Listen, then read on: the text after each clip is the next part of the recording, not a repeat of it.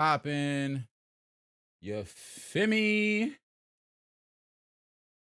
We live yet? What's good, y'all? How y'all doing today on this nice Wednesday evening? Just getting my windows together for the hey, we back.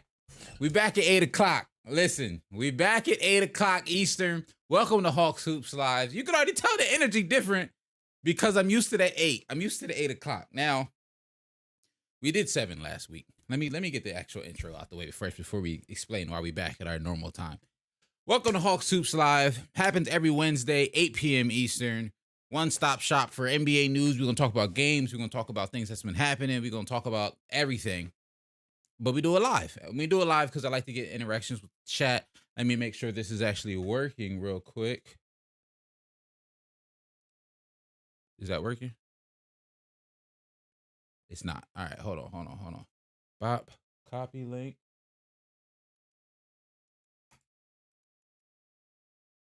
Boom. Boom. Okay. Nope, that's not what I wanted either. What do I have to do to get that correct? I'm trying to remember now. To get the link to do what I want it to do the right way. What's good, y'all? How y'all doing? Don't mind me. I'm just trying to figure something out real quick. My mic's not muted. My mic's not muted really yet. Dang it. What's good, Chris Loves Hoops? How you doing? 76ers 1CA. You talking about speed. I'm trying to figure out what I did wrong for the... Dang, what did I do wrong? Hold on, y'all. We had the live chat overlay fixed last week. I'm gonna fix it as we go. But how y'all doing? I'm happy to be back. Rudy Gay, so let's explain, because I saw you asking in the Discord. Shameless plug, join the Discord if you're not in the Discord. You asked in the Discord. Last week we made an announcement. We was gonna do the lives at 7 p.m. Eastern. The vibe was off. I didn't really like it. I ain't gonna lie to you. I ain't like the 7 o'clock. Could we have tried it for a little longer? Potentially. Maybe. But at the 7 o'clock, this ain't feel right in my spirit. The people wasn't really pulling up because they used to the 8 o'clock. So I was like, you know what? We're going to go back to the 8 o'clock. We're going back to what we've been doing, what we used to. But we're going to stick with that because we literally been doing, excuse me. We literally been doing live streaming for almost a year now. So I was like, we're not going to sit here and mess up the oh, here we go. Mess up the formula. There we go. All right, now I think I figured it out. Hey, there we go. Chris Loves Hoops. What's good, bro? Now we figured this all out. Okay. All right. And yes, Rudy, I did fall for your mic is muted 2 times now. I'm not gonna lie. I fell for it twice. I got a lot of people to talk about today. I'm happy to be back once again. Hawks Hoops Lives happens every 8 p.m. Eastern time on Wednesdays. We might be throwing in a couple of more lives sporadically throughout the season, especially like some post-game stuff. I know a lot of YouTubers, and I even tune in to some that do like post-game for specific teams. I don't know if I don't know if I want to do that. You know what I'm saying? But because y'all know me, I'm a Sixers fan, but I don't like to pigeonhole my content in just Sixers content. So I don't see myself doing like Sixers post games, but maybe on like a Tuesday or Thursday when it's like the big TNT games, or like maybe not a Saturday. I don't see myself doing it on a Saturday, but maybe like a Tuesday or Thursday after like the TNT games. Those usually bigger games. We can hop on and talk about it. We're still playing around with the idea, but as of right now, we're still doing the Wednesdays. I low-key haven't. Let me write this announcement down so I can remind myself to do it later. We're not gonna do it yet, but I do have an announcement for some different type of content that should be coming your way soon. Um, like by soon, I mean like next week, we're gonna have some new type of content coming. Rudy Gay says orange ain't a good color. You should change it to purple or something that matches the background. Oh, you know, I gotta figure that out. I'll be honest. I ain't gonna lie to you.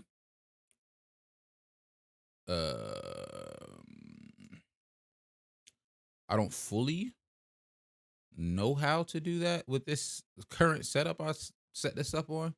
So that's why it is how it is. But if I go options, author name, author background color, we'll do blue. Blue color code.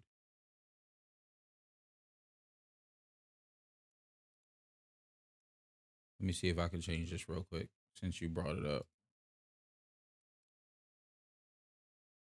And then hit save.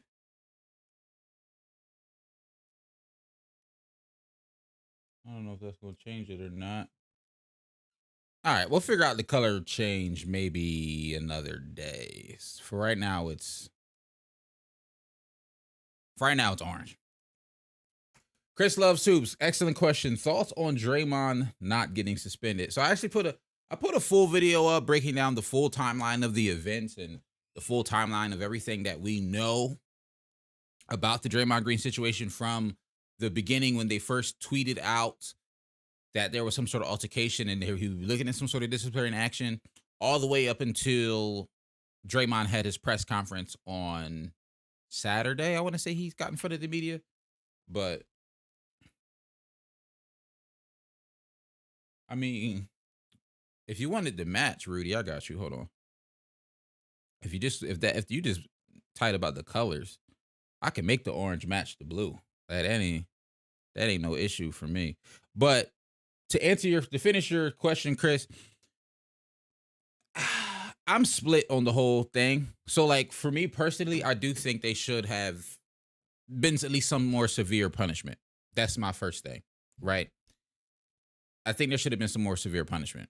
I think it only became a thing, and I said this in the video, it only became a thing because the video became out. Without the video, this is literally nothing. It probably just goes as far as that one tweet because Bob Myers and Steve Kerr talked about it following Woj's initial tweet, basically saying like we're handling it internally. It's no big deal. Everything's in the wraps. Everything's under control. It's only a thing because public perception has now changed because of the video coming out.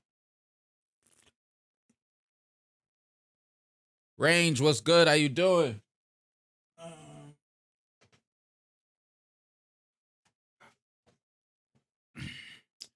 I'm looking at myself in my camera and I'm like, oh, this side of my face is dark. I forgot to set up my fill light.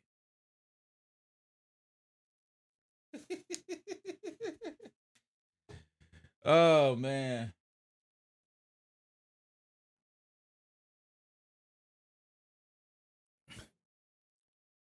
Just get your cross-country meet by 20 seconds. That's actually pretty dope, Range. That's what's up. Rage, what's good? How you doing? You better not see Hawk place the Sixers as the 1 seed. I'm nasty, but I'm not that nasty. They close. I'm going to tell you that, though. They is close. All right. Thoughts on the Kings blowing out their 2 comps by 30? I did hear about that. Mad people have been DMing me and stuff saying that, I'll be honest, Kings fans, I'm going to tell you right now, I don't think I watched y'all yet in the preseason. I don't think I watched y'all yet. I'm just keeping it a bean.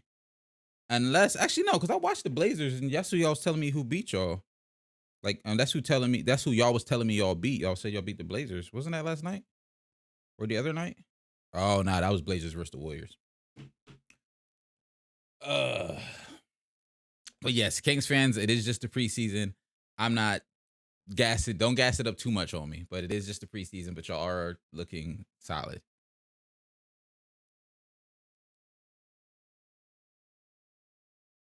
Is this true? The Kings haven't lost a preseason game in 3 years. If that's the case, y'all the preseason. If this is the case for real, the preseason don't mean nothing.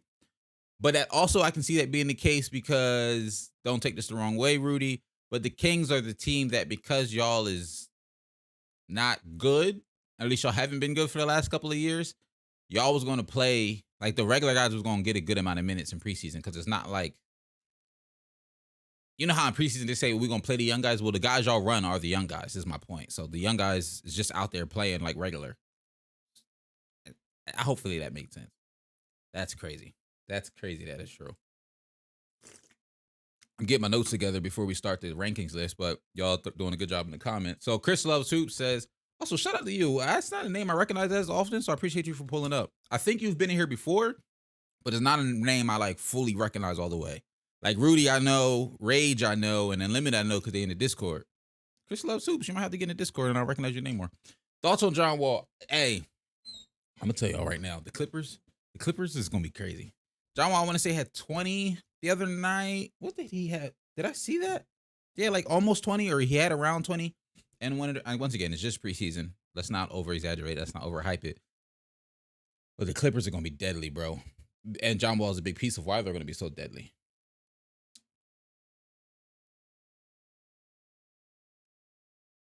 He is a 4-2C on God. Chris, join the Discord or we gonna find you. Hey, Rage, we gonna talk about where I got your Miami Heat. I'm still high on them. I'm still high on them. And I'm gonna give the breakdown for how we're gonna do these little predictions. It's gonna be a little more interactive than my normal predictions. John Wall in a fantasy is low-key a sleeper because he's gonna rack up some assists. I don't think he's gonna score much though, but his assist game is gonna be there, or at least it should be there. Turnovers, the ratio should be low because he doesn't need to have the ball in his hands all the time because he has PG and Kawhi. That's a good pickup, especially depending on what round you got him in. All right. Hopefully that wasn't too loud. I feel like I was yelling. I also feel like I'm all over the place today, but it's because we back at my 8 o'clock slot. That 7 really had my mojo off, bro. That 7 o'clock slot from last week had my mojo off. I hope y'all didn't like love the 7 o'clock slot because I know we talked about it a couple of weeks ago. And I was like, oh yeah, we'll just move it to 7. It's no big deal. 7 felt completely different for me because I need the 8 o'clock PM start time because it gives me more time to fully decompress from work, fully like get work out of my mind and get into content creation mode and rocking with y'all. So that's why I personally need the 8 o'clock. It just feels better for me. Hawk's going to be a 3 to 7 seed. I mean, that's a big gap, but that low-key feels accurate. I got a problem rating NBA players by like 2K overalls. So like John Wall, in my opinion, is like an 82 overall.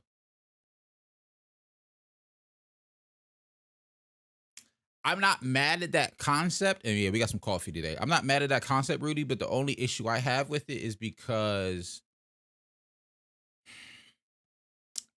especially with like this year's 2K, and 2K changes so much from year to year because like some guys who we think would be higher aren't. So like everybody's overall is brought down a little bit. 82 for John Wall. I guess it's not crazy because I probably would have said 80. So I'm not bad at 82. Now I'm thinking about it. What's good? What's good? How you doing? Daniel, how you doing? How you doing? How you doing? Nah, not lean. Coffee. Heat is a 5 seed? 40 to 99. How you see? Okay, that's not terrible. That's not terrible. Hey, appreciate that, Bruno. Appreciate that, Bruno. We about to be everybody's favorite YouTuber. We gonna get there.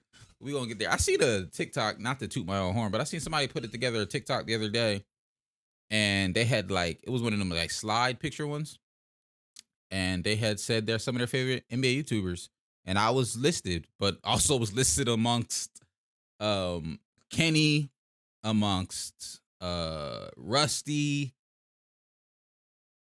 Dang, what's the dude who be doing the breakdowns? NBA Thinking Basketball was on there. I was like, oh, y'all got me ranking with some GOATs, so I appreciate that for sure. You've been saying this for a while, Rage. I'm gonna have to get with you on the Discord to really get your thoughts on that, because at least when I watched the Heat, like I'm sure you watched way more Heat games than I did, PJ didn't seem like he was slowing down the offense, at least from what I was seeing. I'm also, who are y'all running at power forward now without PJ? That's where I'm interested in. All right, we're gonna go ahead and get into the rankings, because clearly all the questions is about the rankings. So let me break down how we're gonna do it, right? So first, y'all know me, we're doing a tier list. I think tier lists are the best thing known to man. I'm so happy I stumbled across them and finally started using them. The second thing for this is this rankings list. I'm gonna be honest, y'all might hate me for it. It's off the cuff. It's off the top of the head. This is more of a initial one, because drum roll, please. That was so corny. Clearly, I got energy today, yo. All right, because I'm making an official list that's gonna come out with my guy, Jeremiah. Some of y'all might know is Smart. What is his name on TikTok? Smart B-ball takes. Smart. I should know his name. I know his name's Jeremy. I should know his. Yeah, Smart B-ball takes on TikTok. Me and him are actually starting a podcast together. First episode is going to be next week. Podcast episodes are going to drop on Wednesdays. I'll do another official announcement probably later this week and share the links with y'all and stuff, so y'all can follow it. But starting a new podcast with him. It's going to be called the 4-Point Play. And in that episode, our initial first episode is going to come out next Wednesday. We're going to do an official official predictions for all the awards, official predictions for all the seedings. But what I wanted to do on the live with y'all, I'm going to do my best to probably stick to the same lists, but it might change a little bit before next week. I just got to think about it a little bit more before we get into it. So that's the big announcement. I'm starting a podcast with my boy. But none of my other content should take any dips.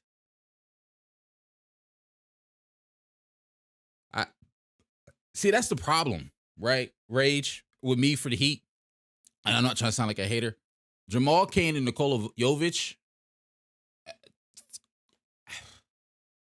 I think there's potential there, but they don't sound like starting caliber power forwards on a team that's potentially trying to win the championship to me personally. Caleb Martin is smooth. I just think the Heat are lacking in some offense personally. Ajoran, what's good? Appreciate you for pulling up.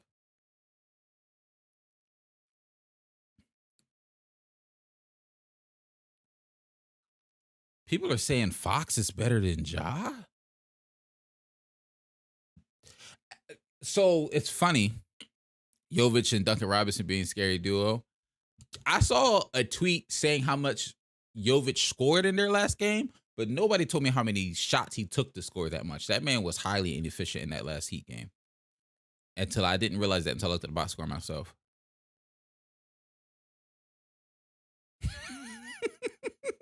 I mean, that is fact. That's only one dude. That ain't everybody.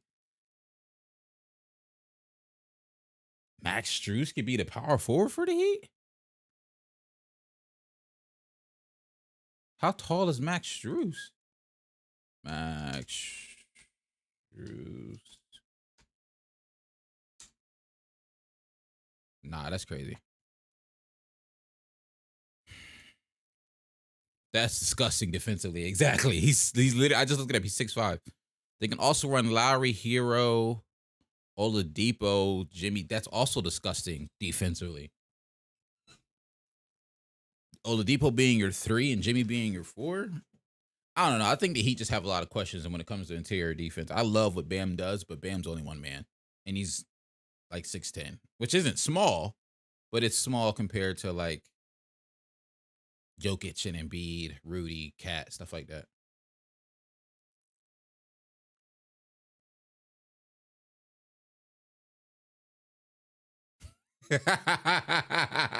What's good, Real? Thanks for pulling up, bro. Yes, PJ was their power forward. PJ 6'6", not 6'5". But PJ and how he defends in his build is completely different than what Max Strus does defensively. PJ and Max Strus are not the same defensively, like nowhere near the same. All right, let's get into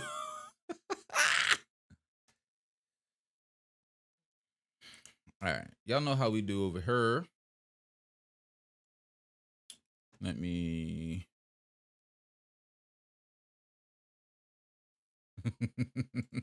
There's 3 actual lawn chairs on defense. Yeah, I'm not gonna hold you. That lineup sound crazy. And yes, when they play the Bucks, they're gonna put Bam on Giannis and Strus on Portis or Lopez. Nah,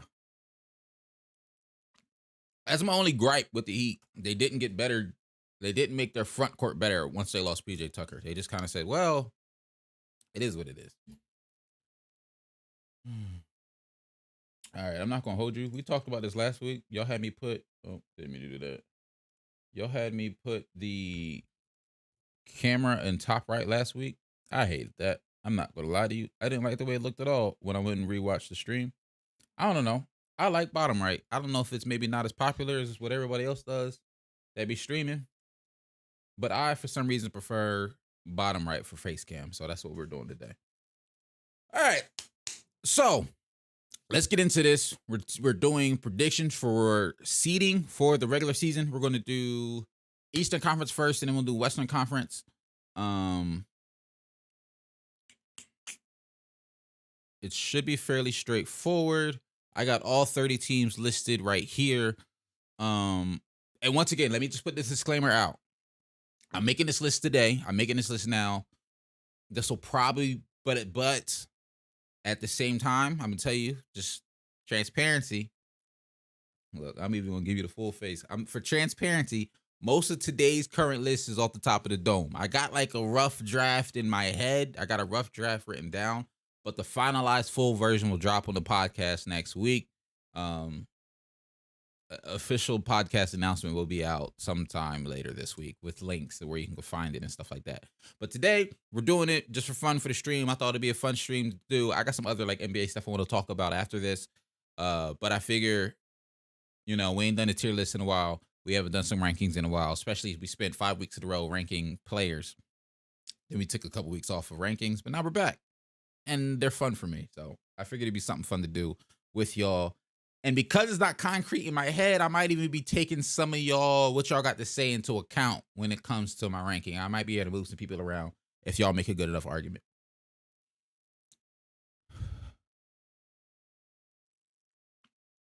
Hey, I keep saying the Heat should go for Jae Crowder, but the problem is range. What are you trading for Jae Crowder, bro? You know what I'm saying? Like, what's Jae Crowder's trade value? I want to say he's on contract still for $9 million. So you got to make that money work. You got to make the players work, make the money work. And it's only $9 million, so it's not a lot. And at the same time, if you're the Suns, you're like, I don't want to take back anything. I don't know.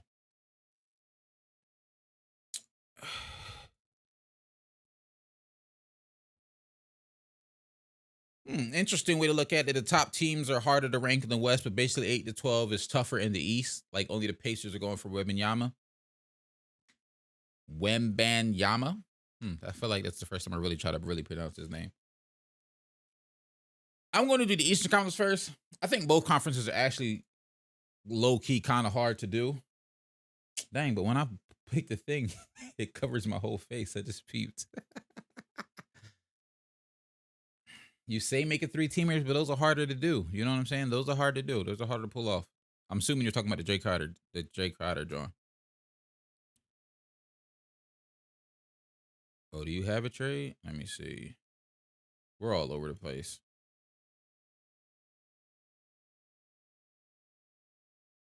I don't even know if I have.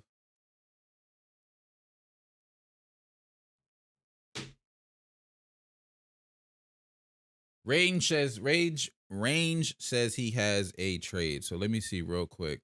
Just real quick. Let's talk hoops. Trade ideas. Did you do one recently? Oh, this is crazy. Oh, this is from Wearies? You said you put one in? Jae Crowder to the Suns? Is that the one you're talking about? I mean, Jae Crowder to the Clips for Marcus Morris, Robert Covington. Oh, but see, you included DeAndre Ayton. We'll look at some of these trades later. I'm curious. I am curious to see what you got to say, but we'll look at some of them in a second. Let me pull this back up. Boop, boop, boop. All right. So let's get into it. I think that he could trade for Harrison Barnes. Oh, you said you didn't put one in yet. All right, Range. Do you think that he could trade for Harrison Barnes? Jordan asks. The problem is I mean, off the top of my head, Harrison Barnes contract. He's making 21 a year? Oh, Harrison got paid by the Kings. Did he sign this with the Kings? 4-year, 85? That's solid money for Harrison Barnes. I ain't gonna hold you. Low-key, that's a very valuable contract. Because he was solid these last couple of seasons for the Kings. He's only making 18 mil this year. That's fire.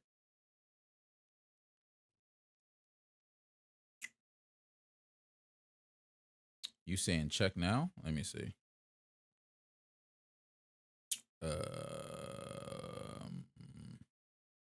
Hold on now. Well, why we wait for that? But yes, that's what I was looking at. I saw the average. His annual average salary. I got the right screen up. Yeah, his annual average salary was 21 mil. He made 24, 22, 20, and 18. So it was like a declining contract. He made less money as it went on. But like I said, that's a smooth contract. Wait, he signed it with the Mavs? I thought he signed it with because it says right here, Harrison Barnes signed a 4-year deal with the Kings. I'm pretty sure he signed this particular deal with the Kings. The Mavericks did pay him from 2016 to 2019, looks like. And then 1920s when he went to the Kings. Harrison Barnes been getting paid for a while now that I'm looking at it. He had it. Basically, just his Warriors contract wasn't no bread. But he averaged 23 a year when he's with the Mavs, and then 21 a year with the... I ain't mad at you, Harrison Barnes. Go off. All right. Okay, so this is how this tier list is going to work. We got the tiers right here. Can y'all see that just fine? Let me get this off the screen. I'm not gonna lie, Daniel, I haven't heard of those rumors. SGA to the Raptors. Who's they? If you know off the top of your head, who are the rumors saying the Raptors are giving up? I'm just curious.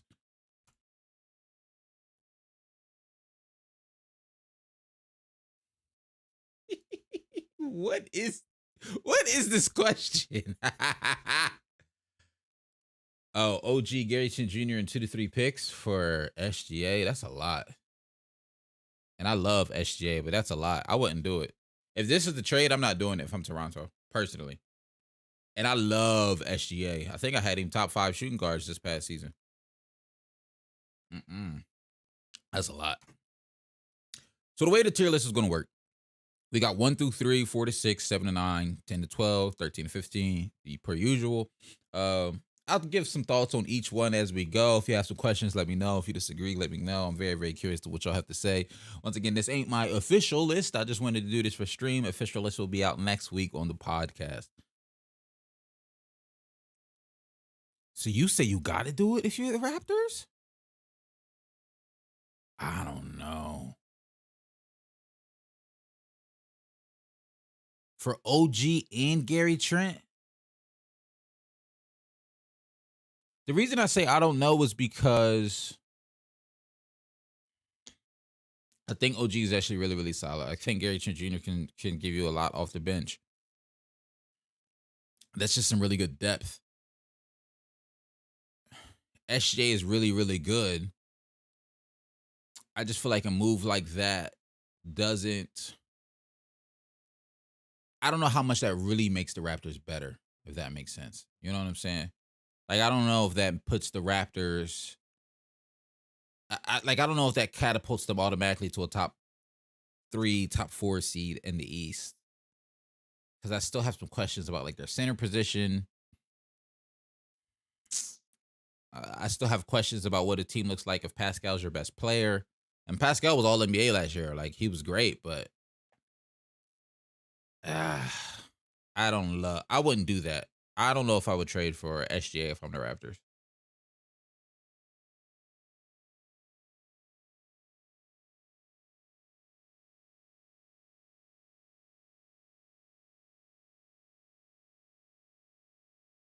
OG for Clint Capella. Now we're talking my language. I think the Hawks would say no because I don't think they're ready to start Onyeka Okongwu as their starting center. But if this was 2K and I'm doing that, that's one of the first trades I'm doing if I'm doing a Raptors rebuild. Because you get OG, you get a really good wing defender, something I think they need. And I think you could start Onyeka Okongwu and be just fine. And the Raptors really need a center. They don't even got to run Clint all the time. They just need a center they can run when they need.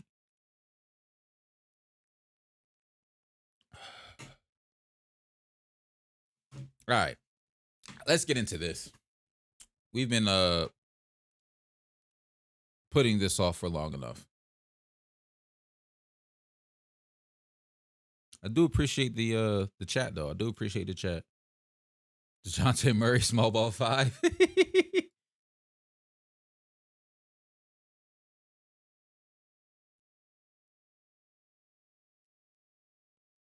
That's also true. If y'all would do want to trade for Shea, it would make more sense to trade Fred. But I don't know if the Thunder want Fred. You know what I'm saying? Like the Thunder, I don't know if the Thunder will want Fred because they have Josh Giddey running that who can run point for him.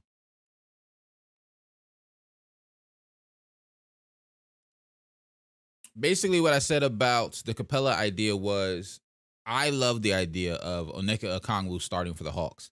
I think there's still some gaps in his game, and I think I understand why the Hawks aren't doing it yet. But I think that's the future. Like he's on the same timeline as Trae Young and now DeJounte Murray. He's younger. He fits, that core. And I think he has the ability to take his game to a next. Like if he develops a jump shot, if he develops some versatility, because I think defensively he's way more versatile than Clint Capella, but Clint Capella is the better rim protector. So it's like it's a give and take. It's an ebb and flow. And for the Raptors, I've been saying all off season, basically even last year, that they would benefit from a actual rim protecting center.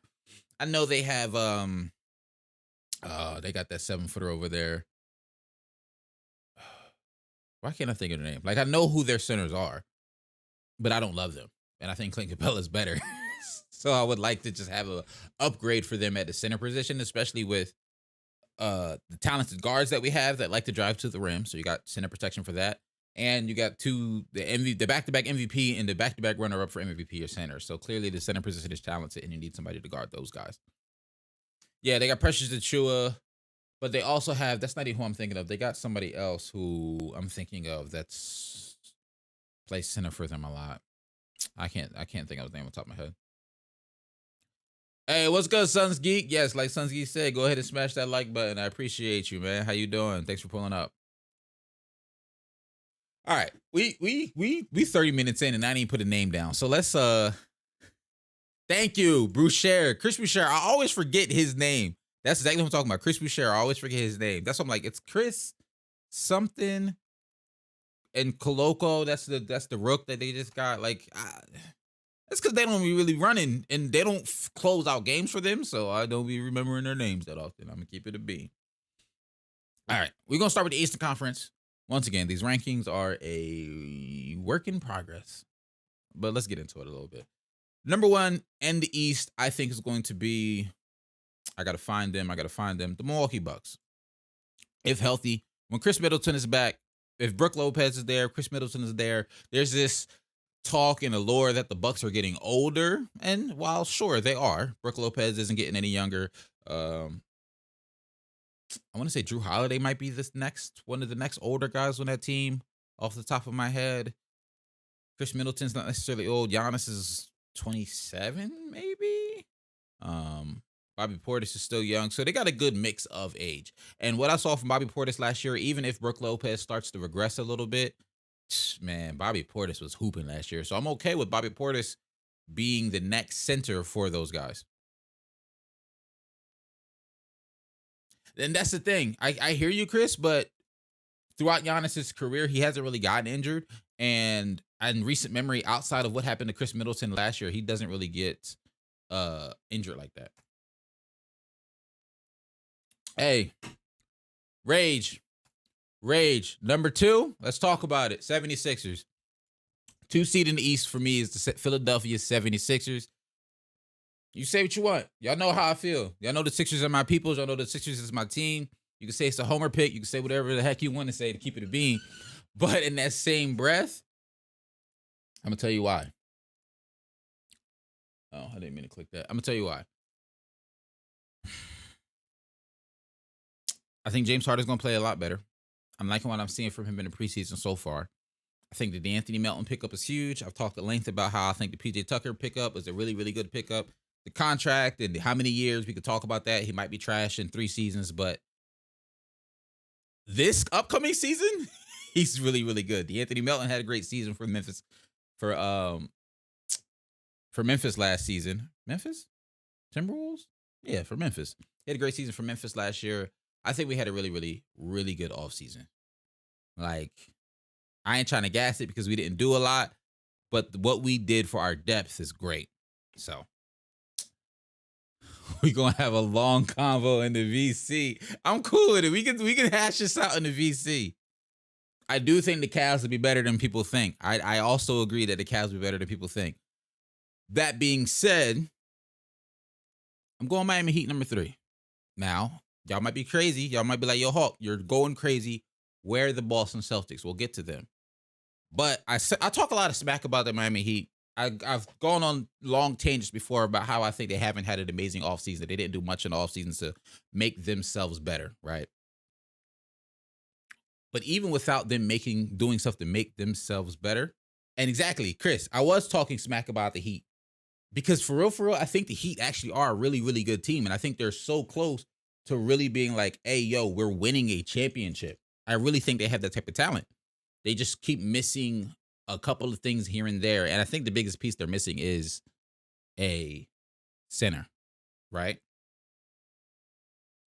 Let me rephrase. In addition to their front court. Doesn't have to be a center. It could have been a power forward, stuff, yada, yada, stuff like that. But I think they're banking on Bam getting better, which is something I think will happen as well. I think they're banking on Tyler Hero stepping up, Duncan Robinson figuring out how to shoot again. And the reason I also have the Heat so high still, even with me bashing them, the Heat were number 1 in the East last year. They were 53-29, and that's with Bam missing literally all of December and most of November. Bam missed 2 months of play, and they're still number 1 in the Eastern Conference. It's crazy. The Miami Heat are legit, right? Boom.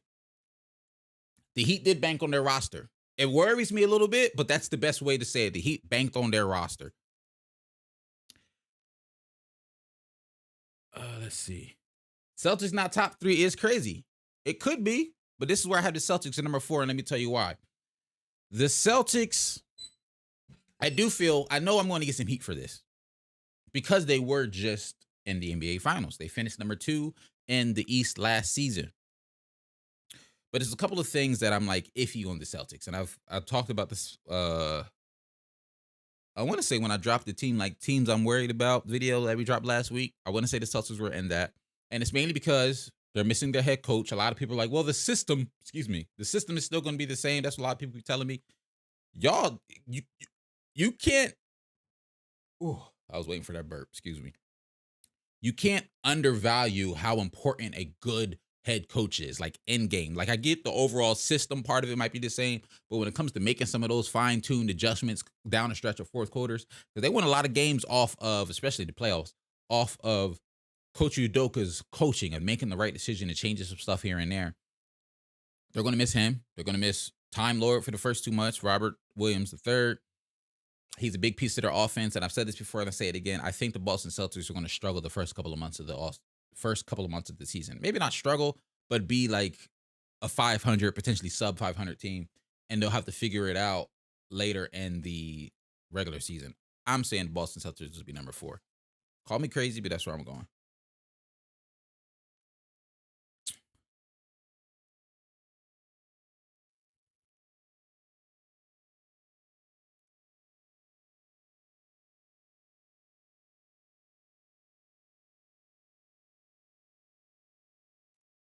I mean, yeah.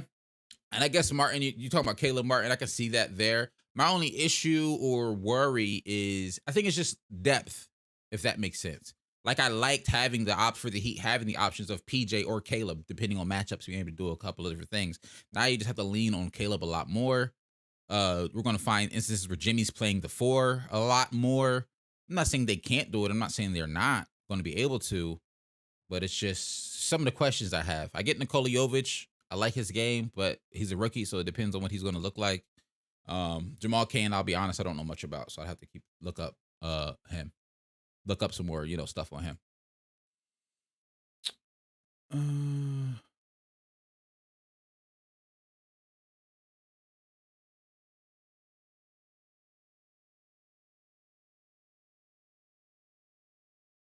Where'd you see Brogdon is going to start, Adjourn? I personally, I don't think. Oh, are you saying they're going to start him because Time Lord is injured, or did you see they're saying they're probably going to start him? I assumed Brogdon would be coming off the bench. Brogdon is low-key a dark horse for 6 man of the year, and I don't even think it's a dark horse. Like he's in the running for 6 man of the year already, because I think he's going to come off their bench but finish a lot of games for them, very similar to Tyler Hero's role on the Miami Heat.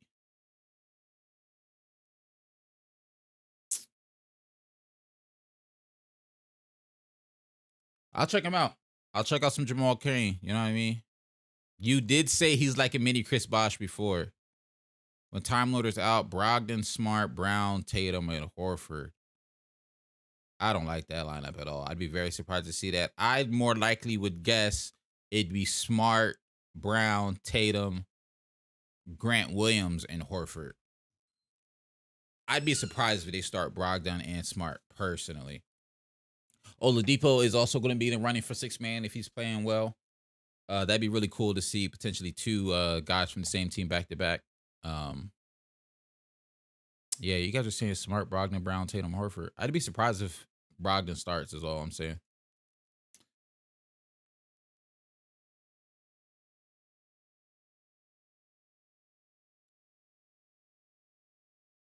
The most we've had in one stream at a time, I want to say one of the rankings lists that we did a couple of weeks ago, at one point there was like 15, almost 20 in here at once.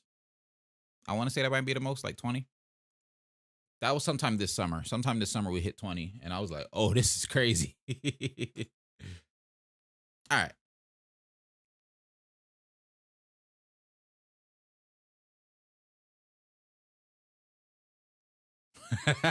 What's good, Neptune? How you doing? You can't possibly be putting the Lakers moving up in the thumbnail. Hey, it got you to click it though, didn't it? You seen that Lakers up, and you was like, hold on, what the heck this nigga talking about? It got you to click on it, didn't it? I do think the Lakers are going to be a little bit better than they were last year, but it's not a crazy move up. But I do think they are going to move up. See, it worked. That means it worked. You feel me? All right, number 4. Who do I have written down at number 4? What did I say? The Bucks, Celtics, Sixers. At number 5, this is where I had the. Let me just double check. This is where I had the Cavs. Now hear me out. The Cavs are a type of team that I think honestly could flirt with the Celtics a little bit and maybe take over that 4 spot. But I think I feel confident with them at the 5. I don't think they're going to have to mess around with the play-in. I think the adding of, and I talked about this at length before, but the adding of Donovan Mitchell is huge for that team.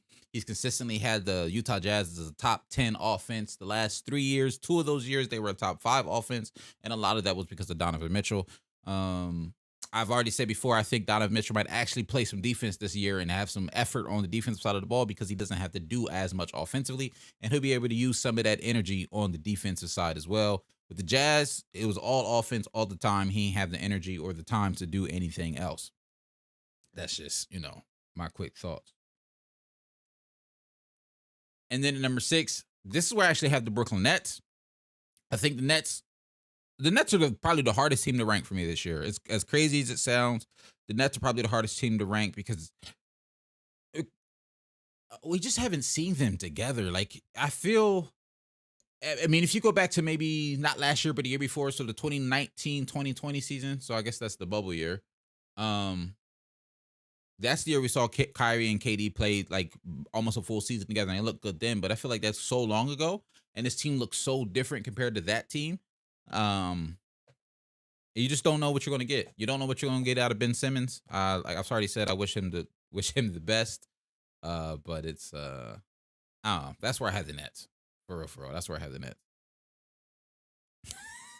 You just want to see your Kings at the bottom. That's all I got to say about that.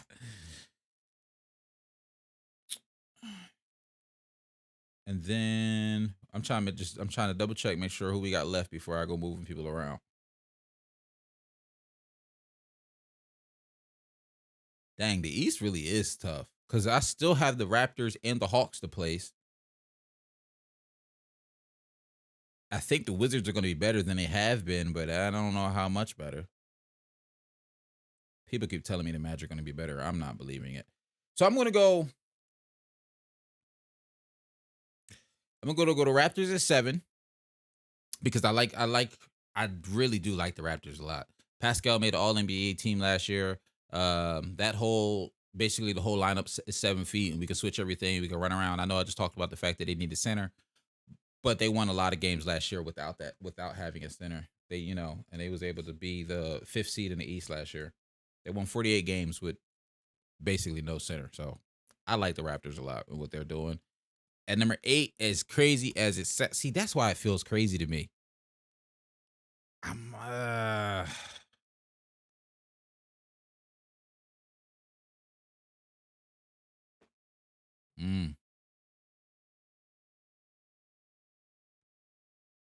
Dang. And I forgot about the Bulls. All right, so this is what we're going to do. Chicago, Toronto, and the Hawks. The Hawks didn't look amazing last season, but it had a lot to do with, I don't know what the heck was going on with Atlanta last year.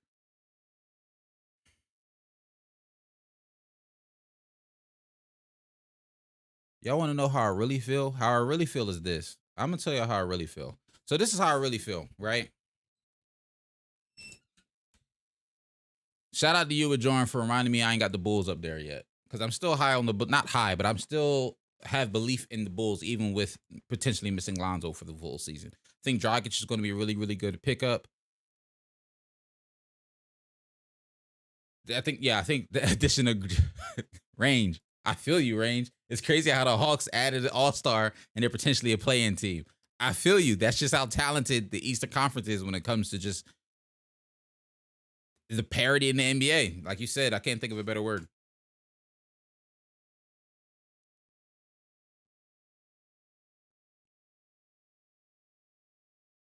But yes. So I got the Bulls at 7. We talked more about I talked at length before about how they're missing Lonzo. But DeMar DeRozan and Zach LaVine are still balling like crazy. Ayo Dosunmu has looked good in preseason so far. Actually, surprisingly, Nikola Vucevic has actually looked really, really good in preseason. I know it's just preseason, but it just seems like there's this new level of aggression that he's been, playing with, and hopefully he realizes without Lonzo, he needs to step up a little bit more. I think the addition to Andre Drummond was huge. We all saw him go 3 for 3 from 3 in that game. And that preseason game the other night, I don't know if Andre Drummond's going to be pulling up threes on a regular basis, but if he can add that to his game to give him 1 or 2 a game, that'd be smooth. I think that's one of the best backup centers in the NBA.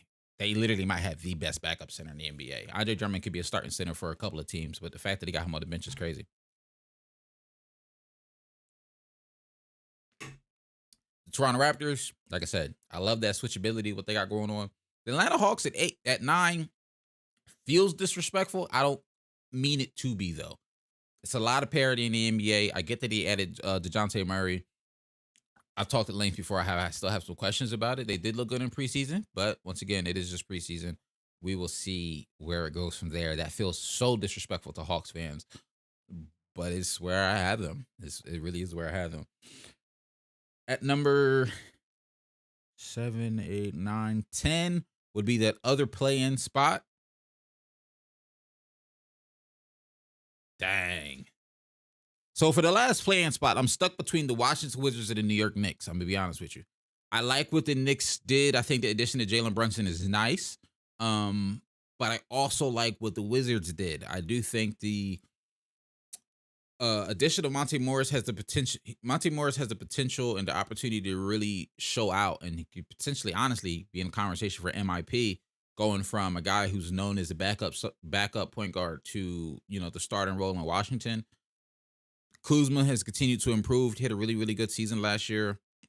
Low key, you can make the argument that I snubbed him off of my power forward list this past summer. I like the addition of Kristaps Porzingis as well. I think that really could be something. But for the sake of it,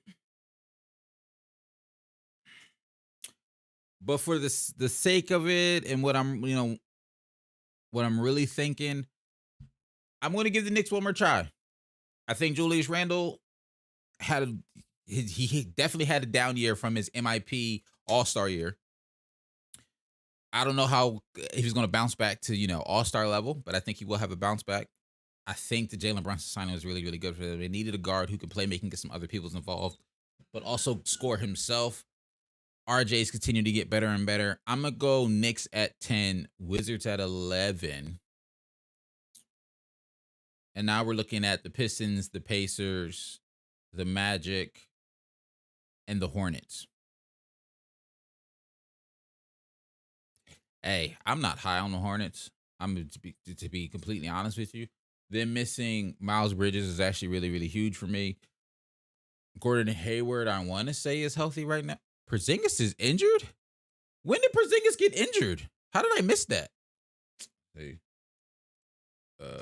Kristaps Porzingis injury. When did I miss his injury? Sprains ankle as Wizards beat Hornets in the preseason. When was this? The 10th? So 2 days ago? Tipped off post-Japan portion of the season Monday night with 3 rotational players. Bradley Beal didn't go. Porzingis, ankle sprain. Center remained on the court a few moments before rising to take free throws. Injury be too severe. Swelling after the game. Wait, he sprained his ankle in Japan as well? So you're telling me this is 2 ankle sprains back? Okay. Okay. Kristaps, let's not be injured. Exactly. When is he not in a wheelchair? Like, what's going on? LaMelo's injury. I think I did hear LaMelo's injury. I don't remember, but I think LaMelo's injury doesn't LaMelo Ball injury. Yeah, LaMelo's injury I remember hearing about. He's going to miss the start of the regular season with the ankle injury. 1 to 2 weeks. That was a day ago. NBA season starts next Tuesday. So he really only going to miss like the first week of basketball.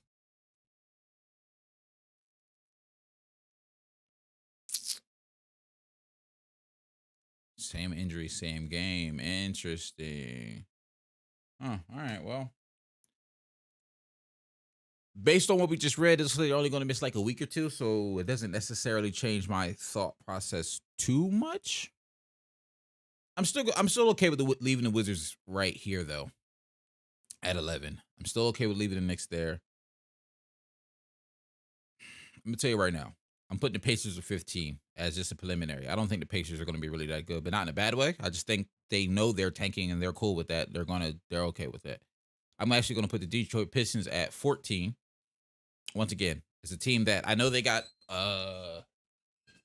Jaden and Jalen in the draft, so I know they are happy with their draft picks, but I still think that's a really young team, and they're just going to take a little more time to figure things out. I don't see them getting a lot of wins.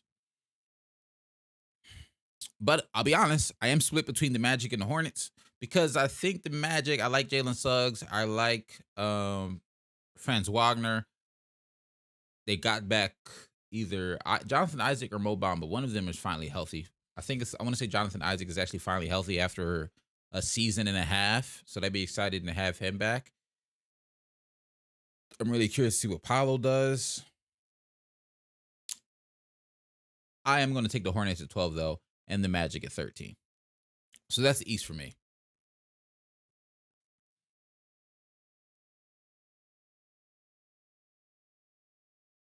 LaMelo Alonso is injured. Leandro looking at me lost. Too bad Murray is injured, too. Hear me out. What if the Hornets make a trade for both Beal and Porzingis? Yeah, Beal has a Jordan. I hear you, but Beal has a no trade clause. He ain't going nowhere. You would say the Wizards 11. Then who's 12? 12 is the Hornets. I mean, I'll be honest. I don't have many thoughts on Neptune. I don't have many thoughts on Paolo Banchero.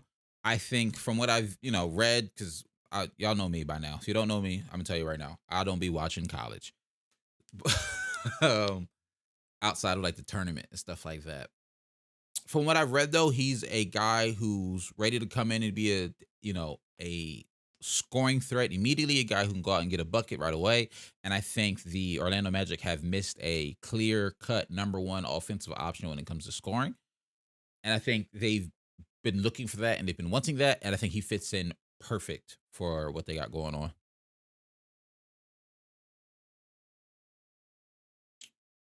Super low on the Hornets. You think they might not win 30 games?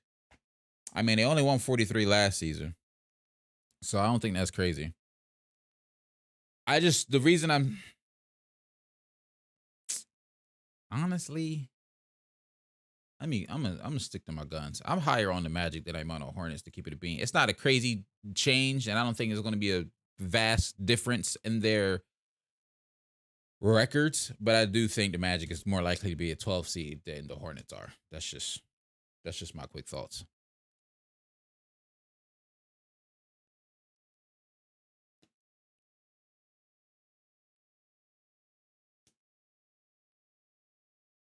Hey, Chris, that's definitely a new name that I don't recognize as well. Thanks for pulling up to the stream. Appreciate you. No, that's not what I want. I want. Can I put this on this screen? Oh, that's much better. That's way better. Magic and the Pistons are better than the Hornets. You're saying Pistons added 3 starters, depending on if you see Dorian as a starter. I think he could start, and I think because their team's so young and they're just trying to figure some stuff out, they probably will start. Rayver, what's good? Make an NBA duos tier list. That's not a terrible idea. That's not a terrible idea. So this is what the Eastern Conference is shaping out to be in my mind. The Bucks, the Sixers, the Heat, the Celtics, the Cavs, the Nets, Bulls, Raptors, Hawks, Knicks, Wizards, Magic, Hornets, Pistons, Pacers. I actually want to... Let me download this image. This way I have it, and I'm going to save it. I'll save it on my desktop for now.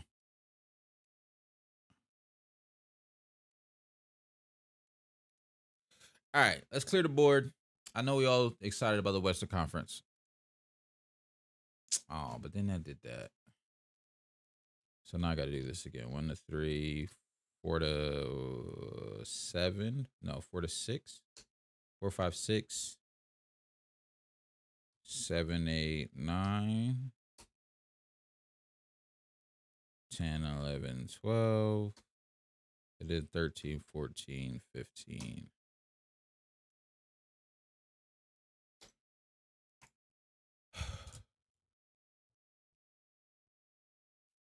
Monty Williams is in the chat. Man, my Suns are the 11 seed. Knicks making 7 seed and RJ Barrett MIP. Interesting.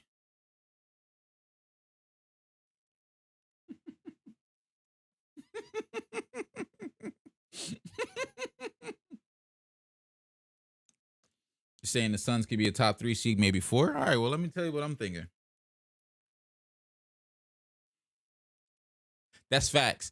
Yeah, yo, Monty, if this is really you, I need you to go ahead and have a conversation with DeAndre Ayton. Call that man, invite him to dinner personally, bro. I want a one-on-one dinner for 2 hours, just you and DeAndre Ayton. Y'all got to put whatever y'all got going on behind you. Or y'all going to look up and DeAndre Ayton going to ask for a trade come January.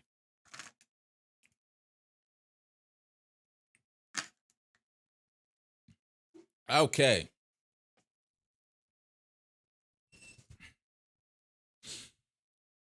So the Western Conference is interesting.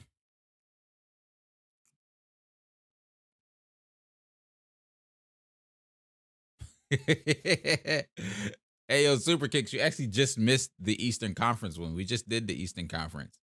The Hawks were. Here, I'll show you, just so you can see it since you weren't here. This is what the Eastern Conference one looked like, and the Hawks were 9. So you was, you know what I mean? You was on par with where we had him. All right, back to this.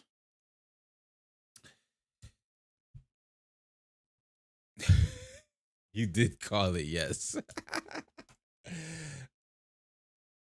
Oh, let me replace.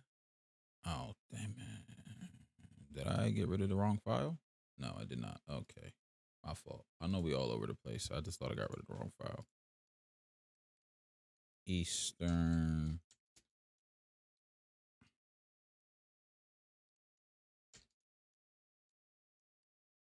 Hey, Daniel, I don't know how we'll be doing the Thunder dirty because, I mean, Chet injured. Y'all know y'all like to sit SGA to be winning games. I don't know. I don't know. That's all I'm saying. Okay. So let's talk about this. I think the Western Conference is tough to rank because some of the best teams that I think are legit contenders in the Western Conference, I also don't think they're going to be teams that are that worried about regular season games. Like the Clippers, they're not sweating the regular season because we already know they're going to be low managing Paul George. They're going to be low managing Kawhi. Golden State Warriors aren't too worried about the regular season. They just were the 3 seed and won the championship with 53 wins. So my honest answer, the number 1 seed, who I think will be the number 1 seed in the Western Conference, if I can find them.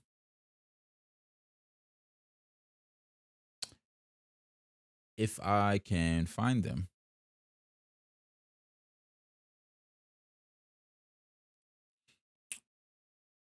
I kind of want to say the Denver Nuggets would be number 1. But that's really only because I don't think the Clippers. I think the Clippers are going to sit a lot of their guys, and they're not. That's why they're not going to be the 1 seed.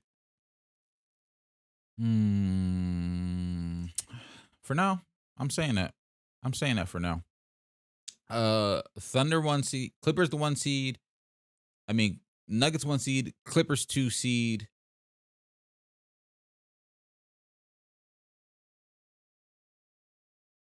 Warriors 3. That's how I think the top 3 in the West is going to look. Personally, I'm giving the Nuggets the 1 seed because I think Jamal Murray is actually going to play a lot this season. I think the Clippers are going to play. I think, dang it, do I really believe in the Nuggets though? Like I think they have the potential for it, but I don't know if they have the actual talent for it. This feels better to me, but I don't believe that the Clippers are going to play their guys enough because I think they really are going to load manage. But I think they have the talent to be a number 1 seed. What y'all thinking? Am I tripping? Can the Nuggets be a 1 seed? I'm curious what y'all thinking. Thunder will be 12-13.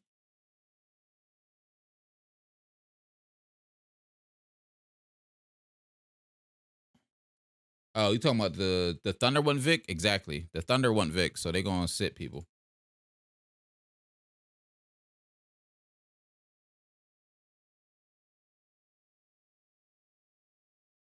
Warriors as a 5 seed is really surprising. I don't see them that low. I ain't going to hold you. Clippers 2nd row. I think the Clippers really could be top 3. It just really, they got the talent for top 3. It just depends on if they actually play their guys. That's the hardest part for me.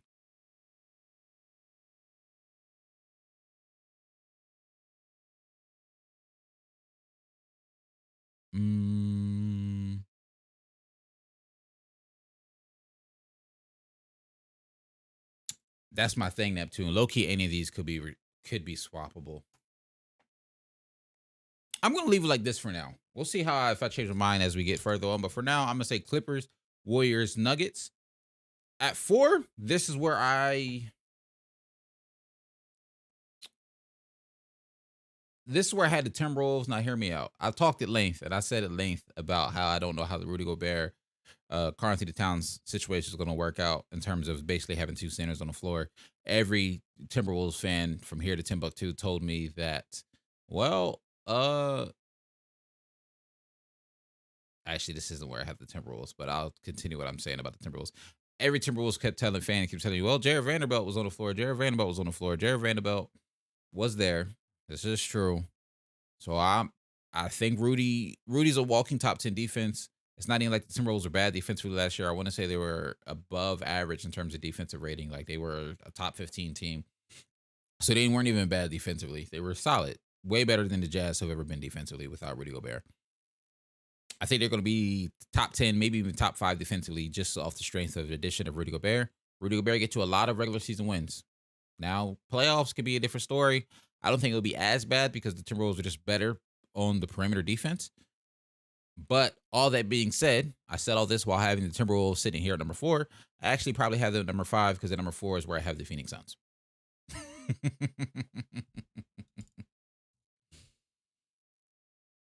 Number 4 is where I have the Phoenix Suns. I know. We're not high on the Phoenix Suns. I know everybody's like, Luka owns them. Luka, is the owner of the franchise. Robert Sarver's selling the franchise to Luka. Like, I get it. It was an ugly, absolutely ugly way for them to go out. I get it. It was. But I still think when it comes to the regular season, they're one of the better teams in the NBA. When it comes to just the regular season and winning regular season games, they are one of the better teams in the NBA. And Suns Geek, I'm with you on this. I'm not even mad at the 1-3 seed. I'm really not. Like the Suns probably, honestly, this Nuggets and Suns are swappable to me. You know what I'm saying? As long as injuries don't happen, I get it. It's fun to. I feel like that's the hot thing right now, and that's the fun thing to hate on the Suns, to say that the Suns aren't going to be good. But I'm trying to tell y'all, man, the Suns are still solid, bro. Better than solid. The Suns are actually still really good. They just, I don't know if they got gassed in that game 7. Like, I don't really have an explanation for it. There's no explanation for that game 7 and what went down in that playoff series, for real. And I think everybody's only looking at that game 7 and saying that's who the Suns are. But that's really not, to me at least. That's not. Ooh, Hawk, where are the Lakers? Not here yet, Daniel. I see you telling me I'm sleeping on the Lakers. I want to say before you said the Lakers are like 4. Yeah, no, the Lakers aren't here yet. They just not here yet. I ain't gonna hold you. Hey, NN, appreciate you for pulling up. How you doing, bro? Suns Geek saying Lakers 6 to 8 seed. We'll get there. We will get there. All right. Clippers, Warriors, Nuggets, Suns, Timberwolves. I'm trying to make sure I don't miss anybody in the West before I pull this next team. Because next, dang. So you know the toughest part about this?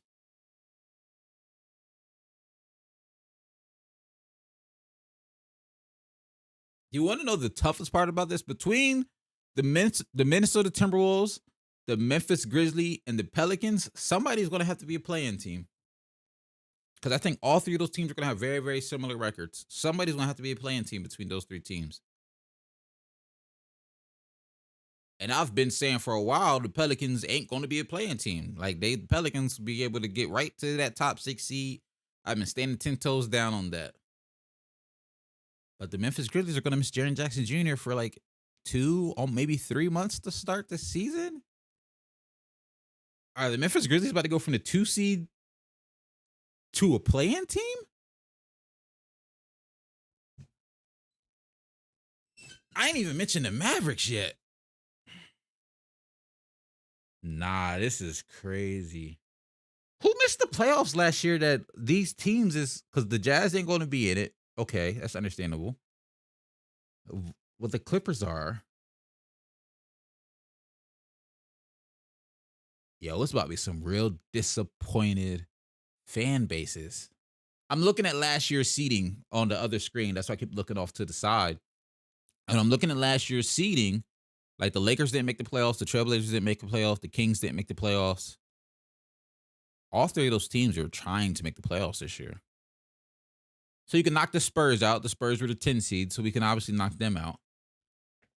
Shee!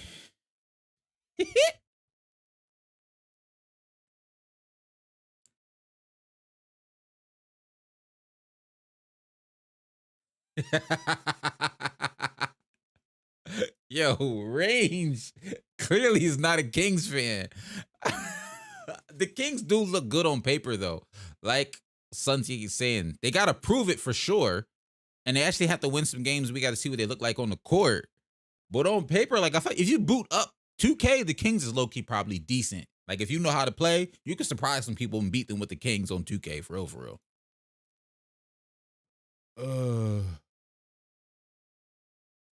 Oh, Duke fan, huh? Shout out to JJ Redick, who's one of my favorite NBA players of all time. His game wasn't crazy, but he's definitely one of my favorites. I've always been a fan of his. Hey, Thunder Productions, what's good? Thanks for pulling up, bro.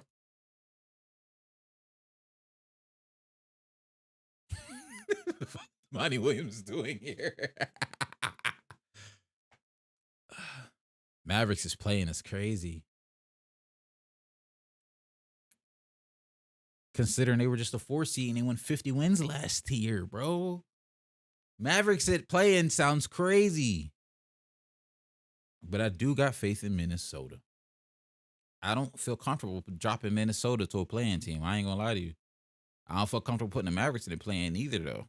Yes, they lost Jalen Brunson, but Spencer Dinwiddie, I think, for the most part, can give you some similar things that Jalen Brunson did. And when it comes to that second unit and how Jalen Brunson was kind of like the point guard when Luka was on the bench, I think Spencer Dinwiddie can do something very, very similar. And I like that. I always get him mixed up with Tim Hardaway Jr. Who's on the Mavericks right now? Tim Hardaway Jr. or Dennis Smith Jr.? I literally always get those guys mixed up for some reason. Mavericks roster. Tim Hardaway Jr. I don't like that. He's they'll have him back.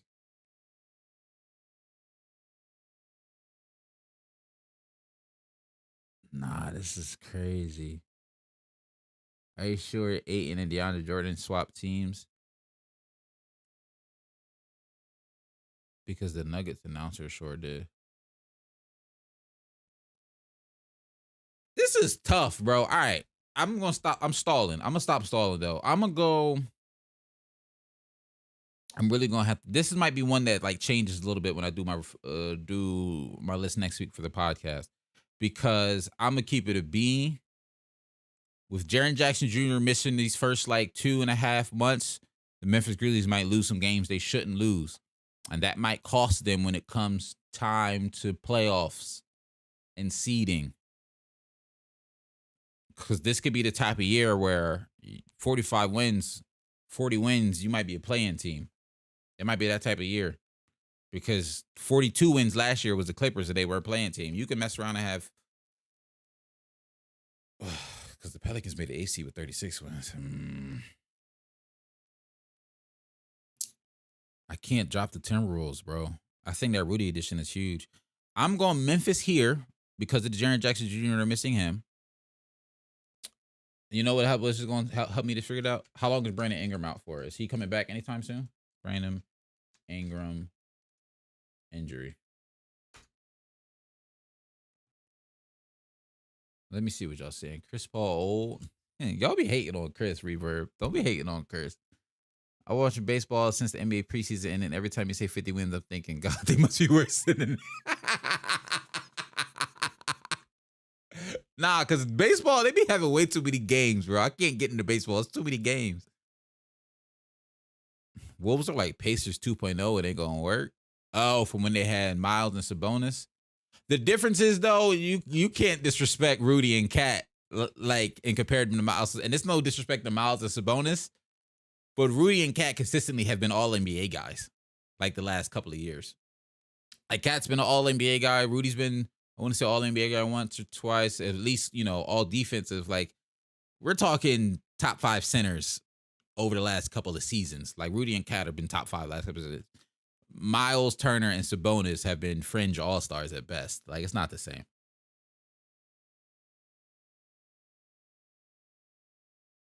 Exactly, Rudy Gobert. Yep. Oh, y'all was going off in the chat. Appreciate it.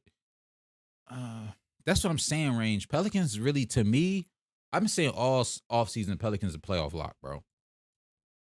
I do just want to see partially practice Saturday. I'm trying to see if there's an update on how long he should be out. Toe injury.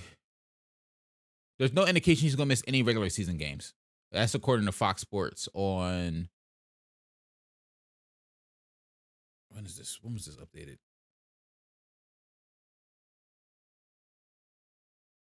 And we're not, but it seems to have no. They expect him to play Friday. Also mentioned they believes it's all for the whole starting to play together before the regular season to open around the 19th. Hey, call me crazy. I'm standing 10 toes down on it. Where they at? Where they at? Where they at? Where they at? I'm saying New Orleans Pelicans is going to be the 6th seed, bro. Call me crazy, but New Orleans Pelicans. Yeah, Bi. He's not necessarily out. He has a toe injury and he hasn't played a preseason game yet. But they're saying he's going to play Friday. He should play Friday. And I'm being told, or at least what I'm reading from Fox Sports, they don't expect him to miss any regular season games. But I'm saying the 10 toes down on New Orleans Pelicans being the 6th seed. I've been saying that all off season. I'm not backing away from it now. It is crazy though when you look at it. It is crazy. It is crazy.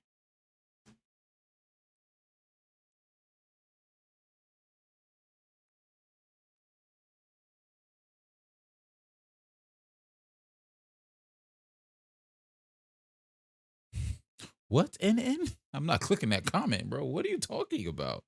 What are you talking about? Robert Williams called Devin Booker what? Half what? Nah. I'm not clicking that. I'm not clicking that comment.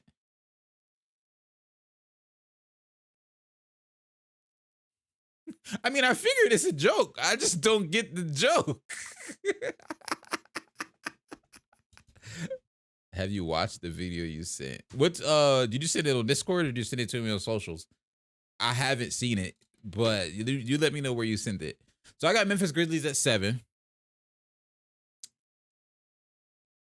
Am I really about to put Dallas Mavericks and Luka Doncic at 8? They were the 4 seed last year, but like I'm looking at what the Western Conference looked like. It just really does look completely different because they were the 4 seed over the Jazz, who was falling apart, yada yada, whatever. They were the 4 seed over the Denver Nuggets. I truly do think the Nuggets are better than them.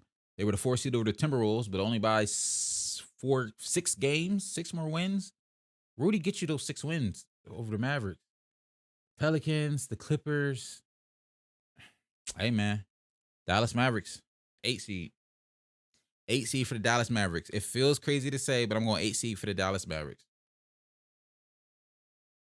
All right, you sent it in the server? All right, I'll check it out. I might have already seen it then. If you sent it in the server, I probably already saw it and just don't remember it.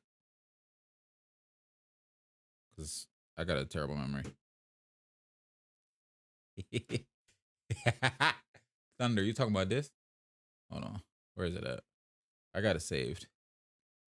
We off topic, but real quick. You seen the Ben Simmons airball? You talking about... Come on now, Thunder. What's my name? I had it saved. I had the clip saved. I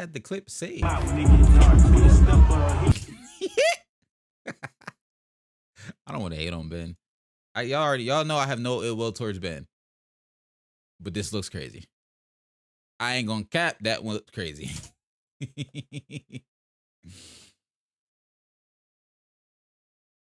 You said you sent it in Discord. Oh, all right. I just seen you send that to me. Oh, the DJ Meats Johns. I did see this. I'm not gonna play this on stream because he be wilding, but I did see that, and he is hilarious. He is hilarious. I'm gonna drop the if y'all want to check it out later, I'm gonna drop the link in the comments. Here y'all go. I'll drop that for y'all if y'all want to watch that, but he is hilarious. Half the teams in the West were injured. Yes. Okay. So now we have the number 10 seed. We have the number 9 seed. So where I'm at for number 9, you got teams like, let me make sure I'm not forgetting anybody before I say this. Portland is in this conversation right around here. The Lakers are in this conversation right around here. The Kings are in this conversation right around here. All three of those teams are fighting for a play-in position for the 2 playoff spots the 9 and 10 spot for the play-in, right?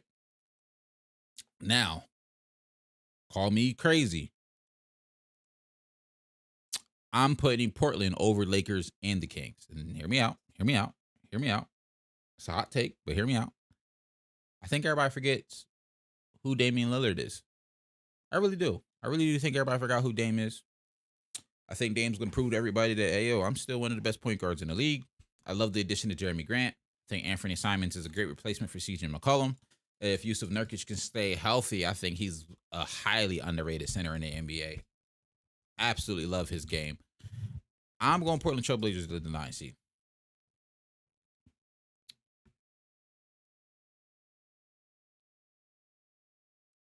I wasn't happy with this shot, and it's just that I find a lot of Nets fans doing the same defending of Ben Simmons' shot and defending of how Ben Simmons can fit into your offense that I've been doing for the last 4 years when he was a Sixer. And it's just funny because I'd be like, so this is what I look like on the timeline. Everybody, you look crazy defending Ben's shot and be like, he gonna figure it out. You look crazy. But every year I was retweeting them summer workout clips and be like, hey, yo, if he starts shooting, I'll never forget when he hit his first 3 in that preseason. He hit a 3 in a preseason game, and everybody's like, oh, snap, okay. And then he hit a 3 in one of our first 3 games of the regular season, not this past year because he didn't play, obviously, but the year before that, he hit a 3. Philly went crazy. You couldn't tell us if he was about to win a chip if Ben started hitting 3s, but alas, it never happened. Okay.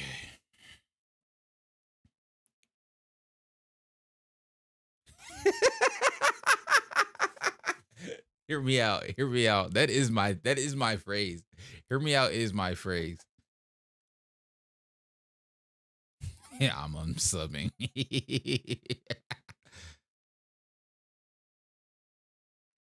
Hey, Rudy, I'm not my sticker right now. Y'all really ain't feeling Portland at the 9 seed? Y'all not feeling that, huh? Kings just beat the Blazers and the Lakers. You're right. In the preseason, y'all.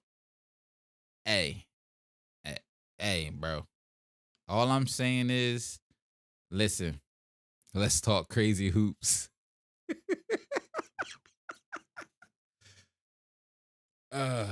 Lakers nice, but Blazers make no sense. It's a hill I'm willing to die on. I'll leave it at that. It's a hill I'm willing to die on. It's the Thunder beat the Nuggets without SGA. What's your point? No excuse to lose by 30. The thing is, though, also, the Kings can beat a team and still have a worse record than them. 2 things can be true. The Kings could sweep Portland in their season series. But if Portland has a better record, guess who's the higher seed? Oh, Portland. But I will say this. Lakers fans, y'all going to number 10 for me. And Kings, unfortunately, that means y'all are on the outside looking in at the 11 seed. Now, hear me out. I really do think Portland, Lakers, Kings, they're all interchangeable. But I do think one of these teams, 3 teams, is going to be one of the 3 that's on the outside looking in. It could be the Portland Trailblazers. It could be the Lakers. But one of these 3 are going to be on the outside looking in and not making the play-in tournament. Because the rest of these teams, like 1 to 8, I'm solid on. You can talk to me about the order, but I'm solid on these being 1 to 8. 9, 10, 11, 12. Or no, 9, 10, 11, I'm iffy on. But as of right now, I think the Kings are going to be the odd man looking out and not make the play season. The thing is, you just hate us in the game. Nah, I can't hate. I can't hate y'all. I can't hate the Kings fans. Y'all the most active in the chats. You know what I mean? Kings fans is the most active in the chats, the comments, the likes. You know what I mean? Y'all interact with the content the most. So I can't hate on y'all too much. I'm gonna put a compilation together of me saying "Hear me out," and I'm really gonna see how much I do it. The Kings could be better. Just as of right now, to me, they're the 11 seed.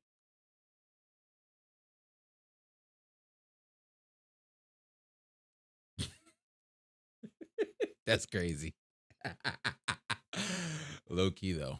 That shot did look nasty though. From that clip, it did look nasty. I don't hate y'all. I'm just like on paper, like I said, y'all great. On paper.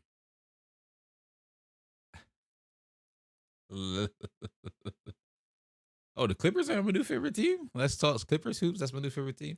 Well, I mean, fun fact: Paul George is one of my guys. You feel me? So I ain't mad at it. If it makes you feel it better, I do hate the King. And what's good? You just came back. If LeBron can grow hair back, we can make the playoffs. I mean, anything is possible. Sure, anything is possible. Hey, Michael Mitchell. I want to say that's a new name. Appreciate you for pulling up.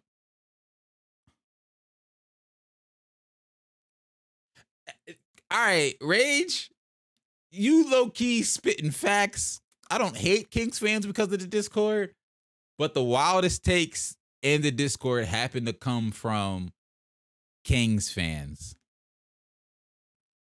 You know what I'm saying? Nah, Neptune, this ain't your first time in the stream, is it? You've been in the stream before, I feel like.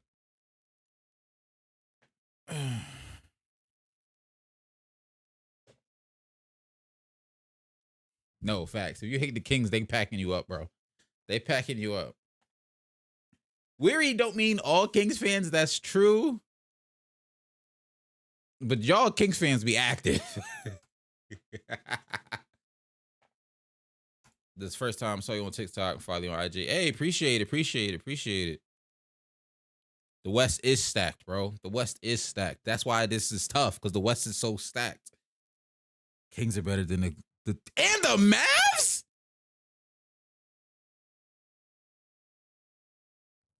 Oh, you're tripping. And you're tripping. And the Mavs?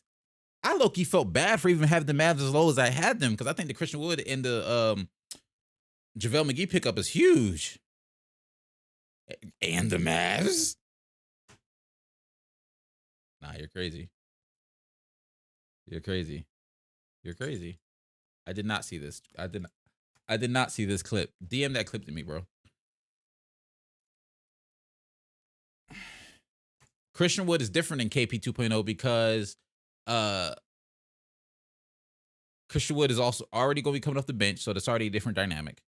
And Christian Wood isn't going to be trying to do as much as Kristaps Porzingis does offensively. I think it's actually going to work better because he's not as good of a player, as crazy as that sounds.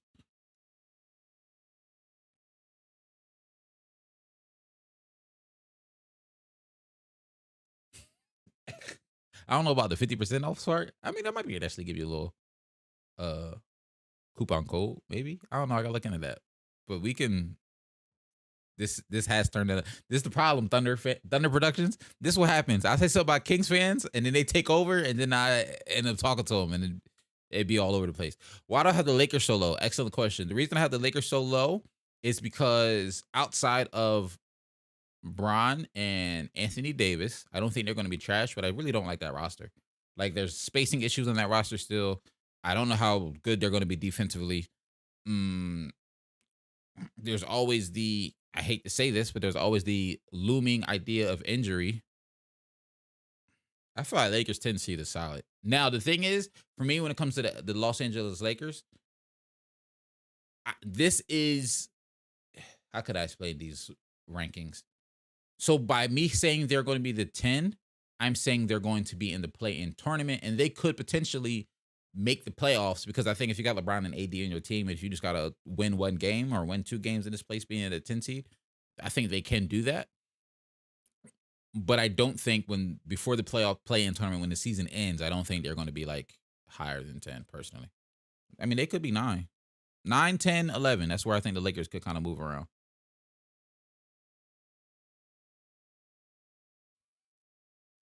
Weary, Malachi, Rudy Gay, Hawk, and me. That's the Discord Infinity Stones.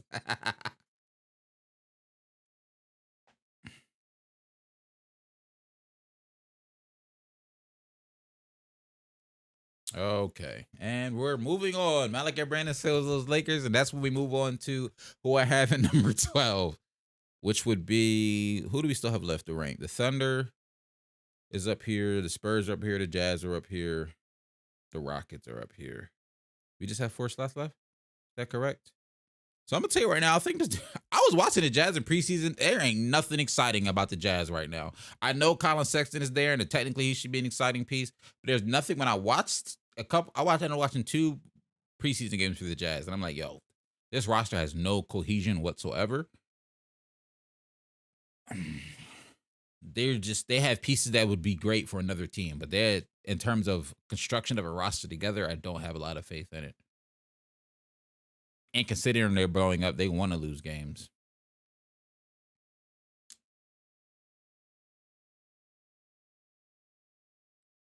I'm going to go Rockets at 12. I'm going to go Spurs at 15. I really do think the Spurs want to tank. Actually, I'm going to go to Jazz at 15 because I don't think any of those guys I know Conley is still there and Brogdon is still there. Or did he get traded already? Clarkson is still there. I think they're going to get rid of a lot of those guys before the season's over. I think so many people are going to get picked off. And that would then leave the Thunder at the 13th seed. That's for me.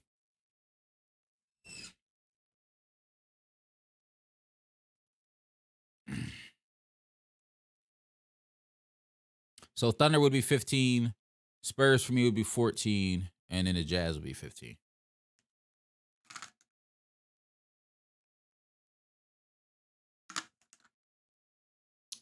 Neptune.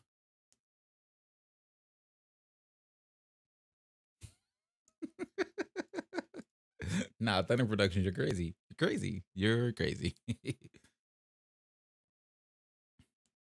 Hey, Cam, what's good? Appreciate you pulling up. You did miss the Pacers, but I can... Nope, that's not the one I want. I can...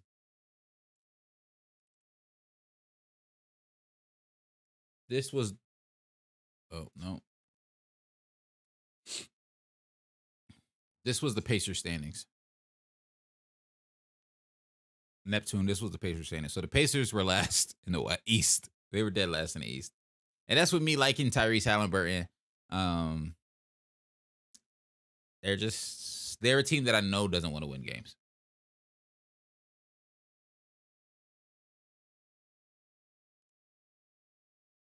All right, let me see what y'all saying in here.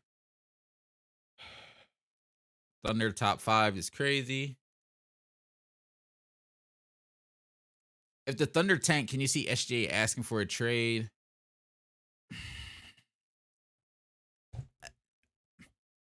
No, because let me see.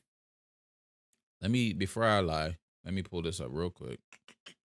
I thought I had another. I guess I don't. I thought I had another tab open somewhere. What did I do with that tab? There it is.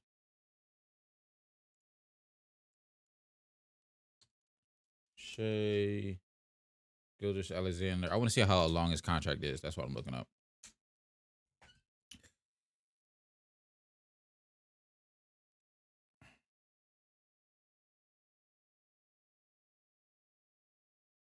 Oh, I forgot he just signed his extension. He's locked up to 2027. I'm gonna tell you right now, SGA ain't going nowhere. He ain't going nowhere. And the reason I don't think he's going nowhere, because I think he sees what they're trying to build. I think he would like to play with Chet. It's just unfortunate that Chet got injured. He would just run it back next year. As sad as that sounds, honestly, just run it back next year. You get a good draft pick. I don't think the Thunder are necessarily looking for Victor Wembanyama, but if they stumble into him, I don't think they're going to say, nah, we don't want him. I don't necessarily think they're looking for Scoot Henderson either, considering they have SGA, considering they have Josh Giddey, but if they stumble into him, I don't see why they wouldn't want him. Those twins, I can't remember the names of them off the top of my head, but everybody keeps telling me them twins are nice. Like, this draft is still pretty good outside of the top two, at least from what I've been told. I'm doing good, Cam. Happy to be streaming at 8 o'clock again, though. I'm happy to be streaming. This was a good stream so far. I'm happy to be here. Can't complain.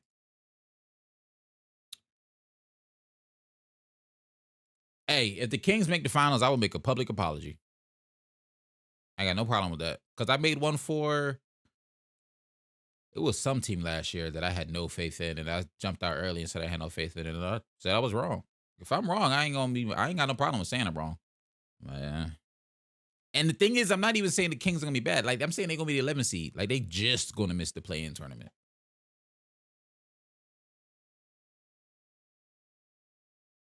Let's see.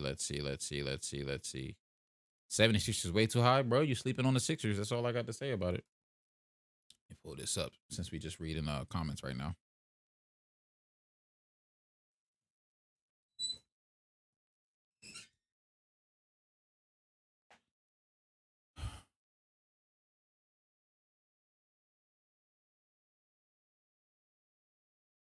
Biased Thunder fan. Westbrook, born in Oklahoma. Hey, Thunder is my low-key team.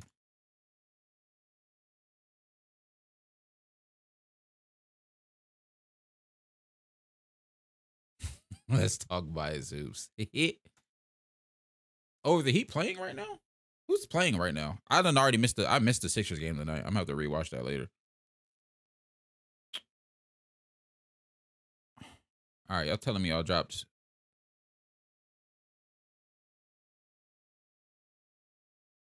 Y'all dropped trades. Let's pull those up. But before we do that, why is Daniel saying Zion is hurt? And then saying Zion isn't hurt. Reasoning for Lakers so low, Cam. Since you came in late, I will let you know. I just don't have faith in the roster. Like, there's not really great spacing. Defensively, I don't really know how good you guys are going to be. Mainly, there's just still not really good spacing. And I think that's the biggest issue for you guys, is the spacing.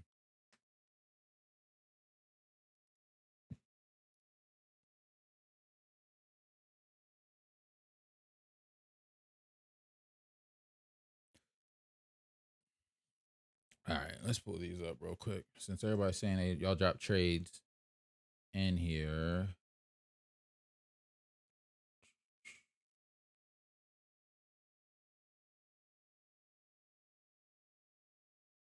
Left ankle soreness, but that will turn into a broken ankle. Zion injury.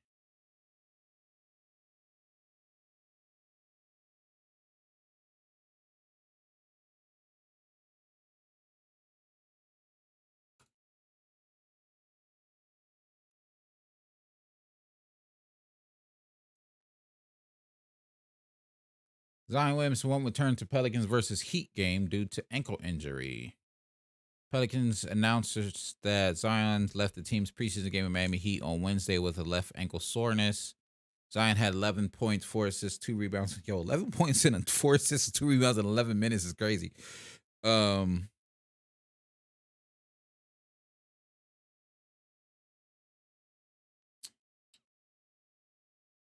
I'm sure he'll be fine. Left ankle soreness. I'm not reading too deep into that. I ain't tripping. All right, let me see what trades. Hold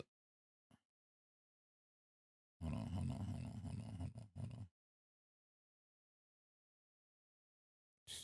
I'm trying to pull it up. I'm trying to see. Unlimited said his J and SGA is in there.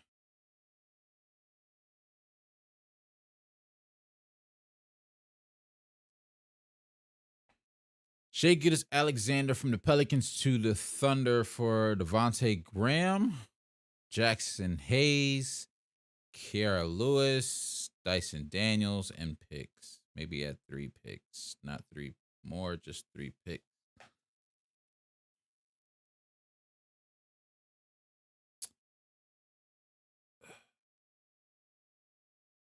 Pelicans right now are running like Bones and CJ as their primary playmakers. You throw SGA in there. I mean, that gives up a lot of depth because they do was Devontae Graham doesn't. I don't think they were leaning on him crazy, but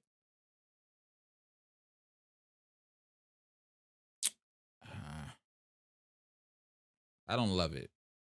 That's not like a team that I feel like, oh yeah, SGA would be perfect there. It doesn't just strike me as that. That's all. Weary saying Kobe White to the Pelicans. The Bulls get Larry Nance and Kerry Lewis. Spurs get Devon Dotson?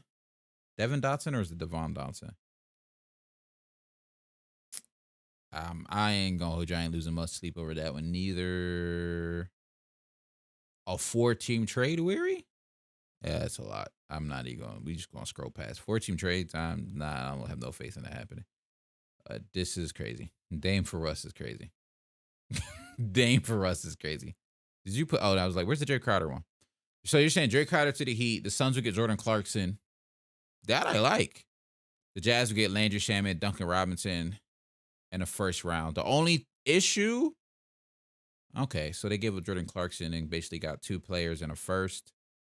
Duncan Robinson still has 4 years left, though, and Landry still has 4 years left. To sweeten that deal for the Jazz, you might have to include another pick, considering they're taking on 2 guys that already have 4 years on their deals.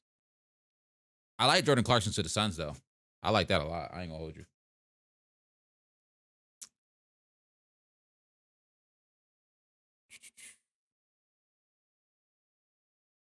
Oh, can y'all not see that?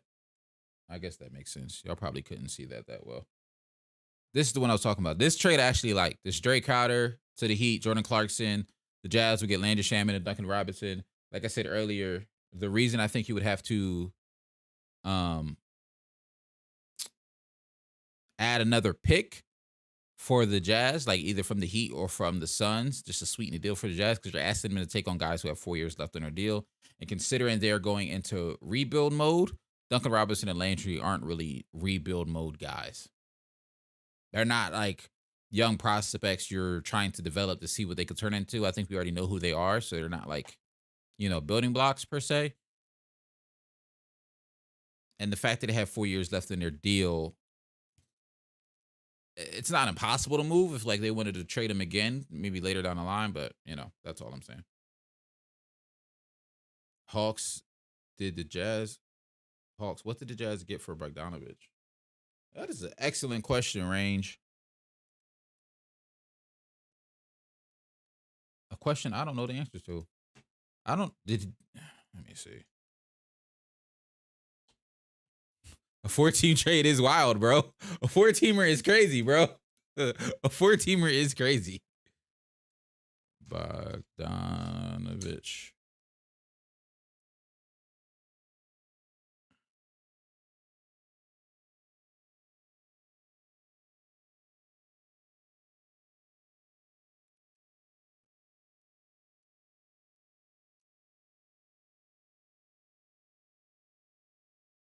I'm trying to remember what they.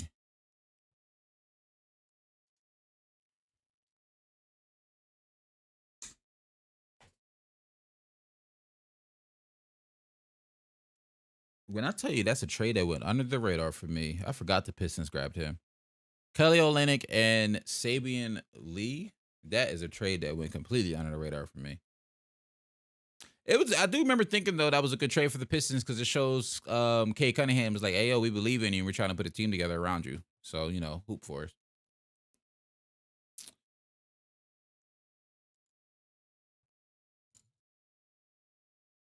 How big a difference is John Wall going to make for the Clippers? From Chris, I think it's actually a really big impact. Like for real, I think it's going to be a really big impact because for me, they don't need John Wall to be,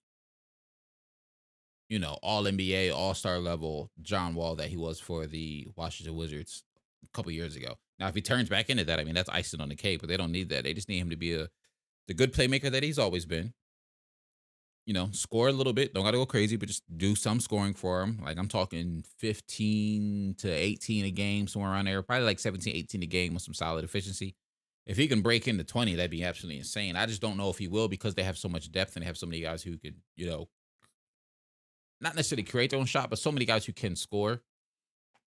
But I think one of the biggest things that the Clippers have been missing consistently over these last 3 seasons now that they've had Paul George and Kawhi together was a consistent point guard.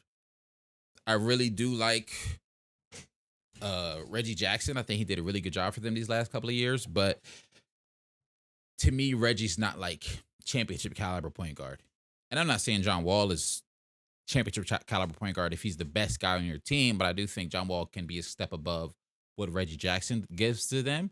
And if Reggie Jackson is coming off your bench, that's a really, really good backup point guard. So I think it's a really big, big impact. Probably one of the biggest. I'm trying to think. Let me think before I say this.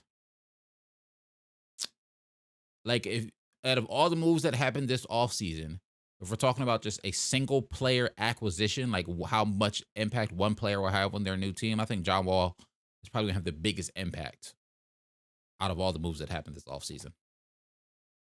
I'm trying to think, make sure I don't miss nothing like that was crazy that happened, like that was really big. But I think John Wall is potentially going to have the biggest impact.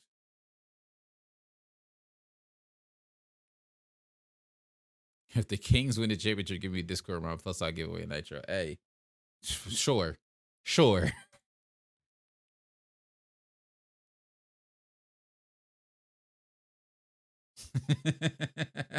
He do be.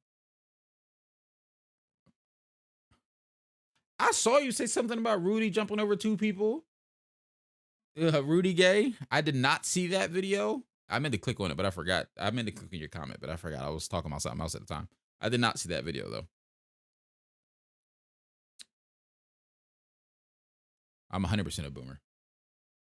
I mean, I'm a millennial, but if you a Gen Z, then to me, I'll probably seem like a boomer. Me going on that app and doing everything I can to get Giannis. So OKC, they're making a lecture on why we the Thunder could get Giannis. Hey, Fenny Whopper, what's good? How you doing? Jarn asks who's my MIP pick. MIP is actually really, really tough. I'll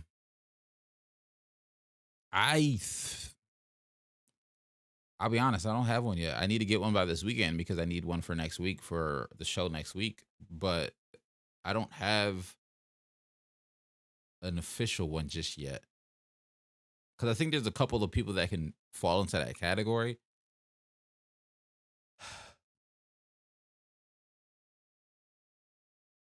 I gotta think about it. I hate that that's my answer, but honestly, right now on top of my head, because the names I've seen for MIP are like people are telling me Anthony Edwards for MIP, and I'm like, no, he already was in 20 something games scored last season. Like I don't see him getting MIP. I saw somebody early in the Discord, early in the chat say like a guy like Victor Oladipo. I don't know if they're going to give him to him twice in the same career. MIP is probably the toughest pick for me out of the awards right now.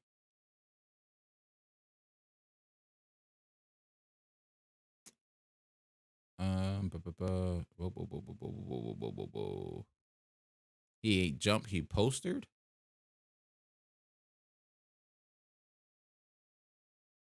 Was this in game? Or was this a clip? Ayo, no exaggeration. I'm not even trying to guess it.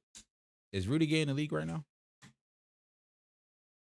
He plays for the Jazz. There we go. I did know that. I'm like, because I was like, Rudy Gay in the league right now. He played 55 games for the Jazz last season. He started in one of them. He averaged 8 points in 20 minutes. All right. A dangerous loomer? I ain't gonna hold you. I don't even know what that means. That's how old I am. I don't even know what a loomer is. Or was that a typo from Boomer? Is B next to L on the keyboard? No, not really. So I don't know what a loomer is.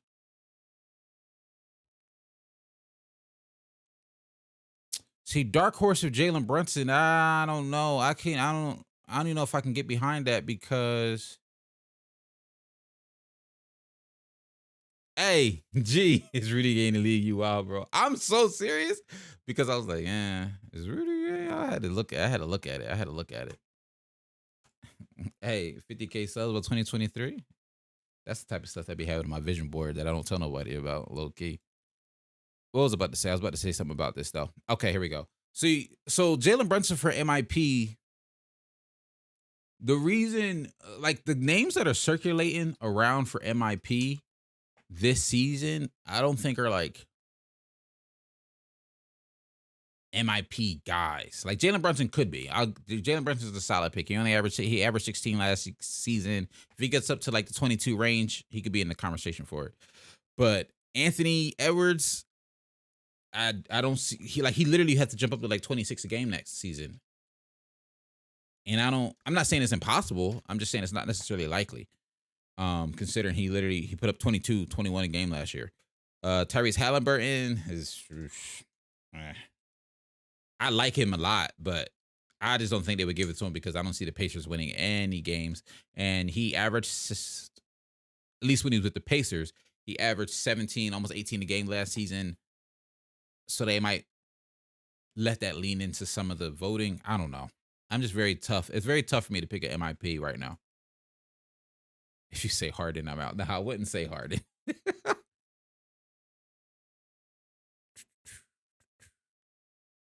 Dang, I'm a boomer now? I mean, I'm not mad at it.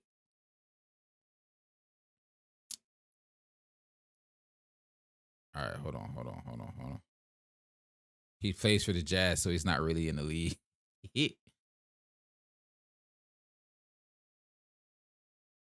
Oh, a Zoomer. Yo, that is a wild nickname. I know the Sex Land was crazy when Darius Garland and Colin Sexton was playing together, but this one is even crazier. And I remember seeing that on Twitter when Sexton got traded there, but that's crazy. That is insane. Maxey G, even Maxey, I would say, I don't know, because Maxey, what? Didn't he put up, if he wasn't at, what was he, like 19 last year? He was at 17 and a half last season. And once Harden got there, I want to say he bumped up to like 19. And if Maxey gets MIP, that means he's got to be the Sixers' second best player. Like he's got to be playing better than Harden to get MIP.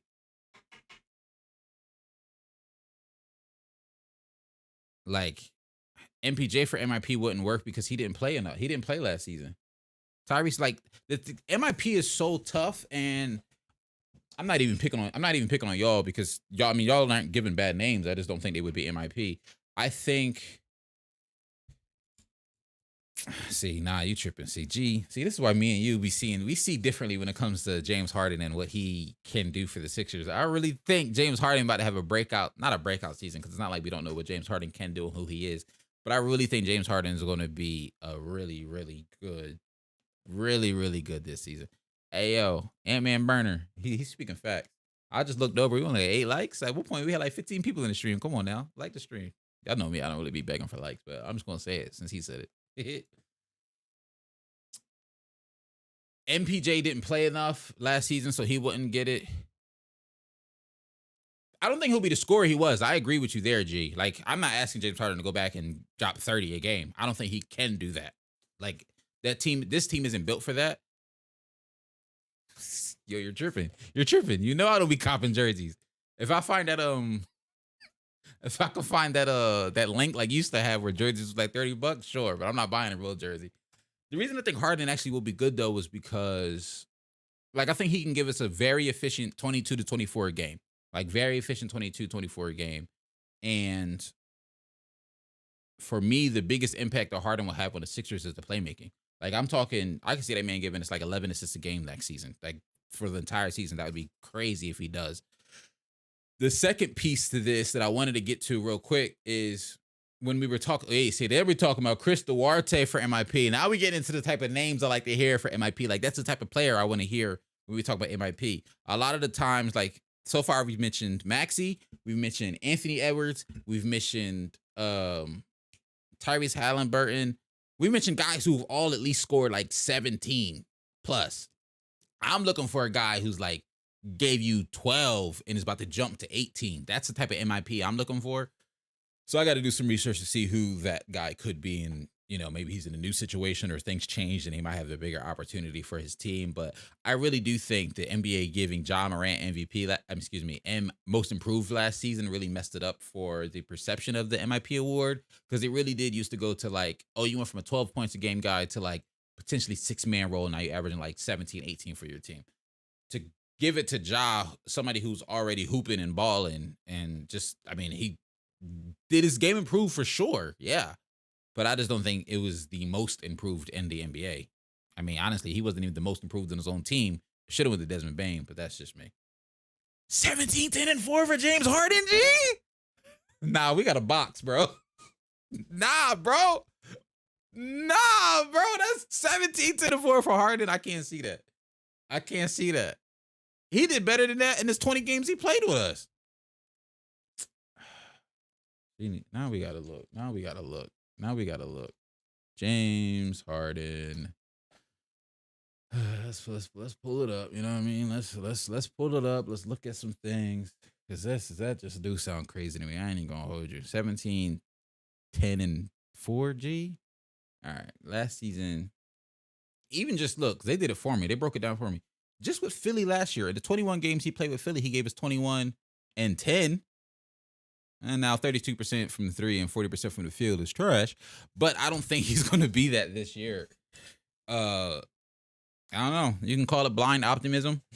He keeps telling us his hamstrings feels better. It's his first offseason that he's really been healthy the full offseason to really actually just be able to work on his game.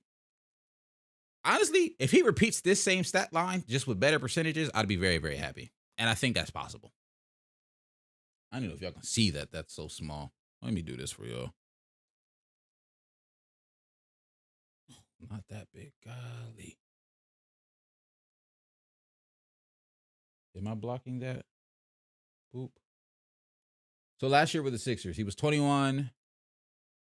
And the 21 games he played with the Sixers, like I said, he was 21 points on 32% from 3, 40% from the field. Great, no. But like I said, if he can give me 21 and 10 and turn that 32 into 35%, I'll take. And turn that 40% into 44%. Because I also want y'all to keep in mind, for most of his career, like even in his 30-point games, his 30 year, his 36 years, 34 year, James Harden, it was never crazy efficient. He got a lot of his buckets from the free throw line, as we know, 10 free throws a game, 11 free throws a game, 11 free throws a game.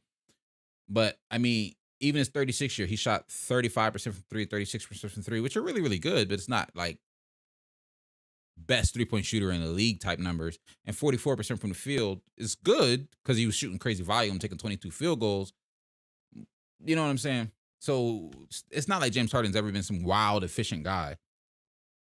That's my only point, I guess, I'm trying to make here.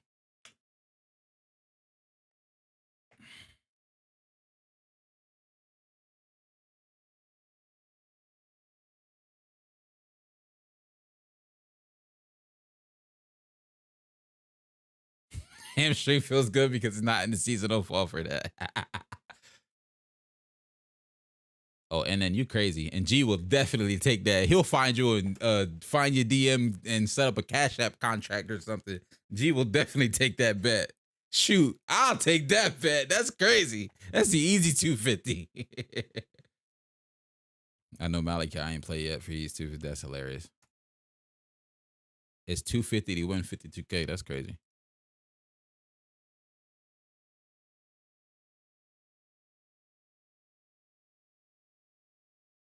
I'd be thinking Weary is NN, but I wasn't 100% sure because I'd be forgetting because he don't got the same name. So I'd be forgetting. But I thought NN was Weary.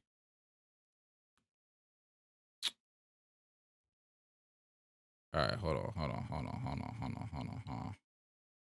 Nope, I don't say that. I said that in the first hot takes video we recorded like a couple months ago when you first joined the joint. And after that, I just call you Weary, or I'll just say Young Weary. Now I done dropped that. Yeah. Oh, check the server. I sent y'all a message. I need you to read the entire thing. All right, hold on. Yes, AD was sword first night of either their the Lakers' first or second game, AD has some back soreness. I think you're right, Thunder. I don't know if anybody. I don't think anybody else creates content that's in the Discord. Let me see. Just make sure I don't miss nothing real quick, before I pull up the Discord.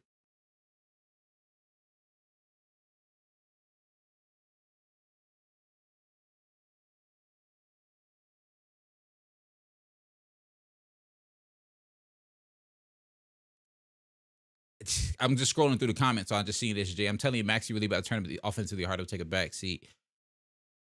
I think for the Sixers to be what I want them to be, and for them to be the second seed I just said they could be, Maxey's going to turn up and Harden can't take a back seat, if that makes sense. Like, I think Harden still needs to be the second best player on our team, and I think Maxey needs to give him a run for his money. If it's clear to me that Maxey's the second best player on our team, I don't think Maxey's going to be at the level that we really need him to be.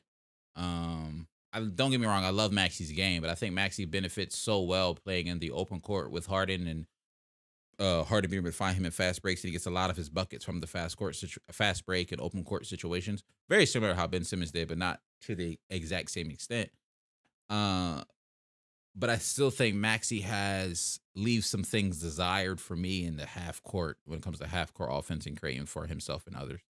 That's why I think Harden can be better for us, and I think we have a really good impact for us. Hey, shout out to Ant-Man Burner. I did see this. I just wanted to shout it out because I thought it was really nice. You know what I mean? Hawk gonna be most improved 50K sub. And he said, not gonna lie, these streams is a vibe. I like the fact that the streams is a vibe. That's the whole point. They a vibe for me. What's the inspiration for Hawks? Is Hawks in your name? My name's Hawk. Like, my name is Hawk. All my boys call me Hawk. Everybody calls me Hawk. So that's why I go by Hawks Hoops. But the issue is everyone takes that as me being a Hawks fan, which I am not. I just kind of boom. Yo, Weary is tripping. Oh yeah, see, appreciate your W name.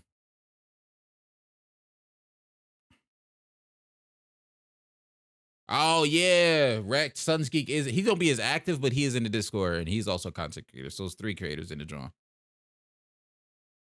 All right, Rudy Gay, later, bro. Over and under on AD playing 49 games. Weary, I'd take the over. I'm taking the over on Anthony Davis playing 49 games. He played 50 last season, if I'm not mistaken. I'll take the over on him playing 49.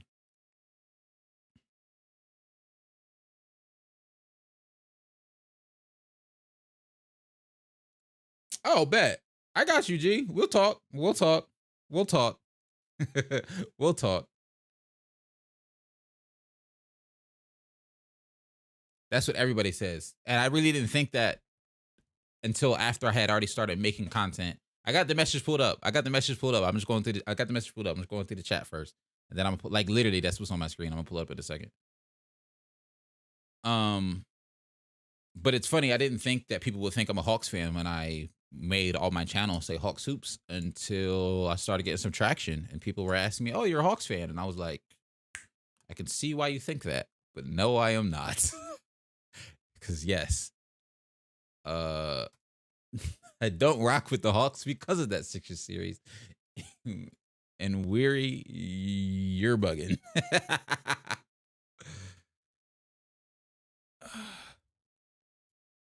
Who not gonna win a ring? Sixers gonna win a ring eventually. All right, let me see what Rage is talking about in the Discord. Let's see what Rage is saying in the Discord. Move this back down here where it belongs. Okay, the Heat aren't sneaky deep. They're the real deal. They're real deep. The only thing sneaky about the Heat is their hands as they steal the rock from these chumps like a kid taking cookies from an unattended cookie jar. Y'all really thought we was the eighth seed, or not even bound for the playoffs. Okay, y'all thought Jimmy just wanted to hang and bang on the beach. That man is a father now. Oh, he's ready to sun the league. I'm dead. I'm like, Jimmy got kids? Y'all can keep James Harden and Russ. We got the baller for the Ashley defense. When you go up against Miami, it's about to be a kerfuffle every game. Bam, eat your chicken. Tyler Hero will bang your mom and daughter, whichever is more age appropriate. Duncan Robinson didn't show up last year, but don't think he isn't about that action either. Culture big, baby. That's what we're about. Yo, I'm dead. Listen, I think the Heat could be solid, right? I do think they could be solid. But I'm gonna leave it at that. I think they're actually really gonna be good. I do think they're actually really gonna be good.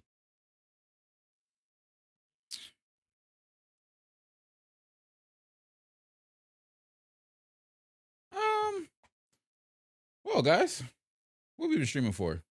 2 hours? I think this was a good stream. I think we had a good stream today. I'm happy with it. We covered a lot of stuff. We covered a lot of topics. Good chat interaction. Appreciate y'all for pulling up as usual. The Wolves are better than the Sixers. See, y'all just be chat. Y'all be chat. The Wolves better than the Sixers? I can't see that, big fella. I ain't gonna hold you. But all right. This has been fun. Thank y'all for pulling up per usual. I'll see y'all next week at 8 o'clock. And see, clearly, 8 o'clock is the vibe because all y'all was here at 8. All y'all wasn't here last week when we did it at 7. That's all I'm gonna say. This is fun.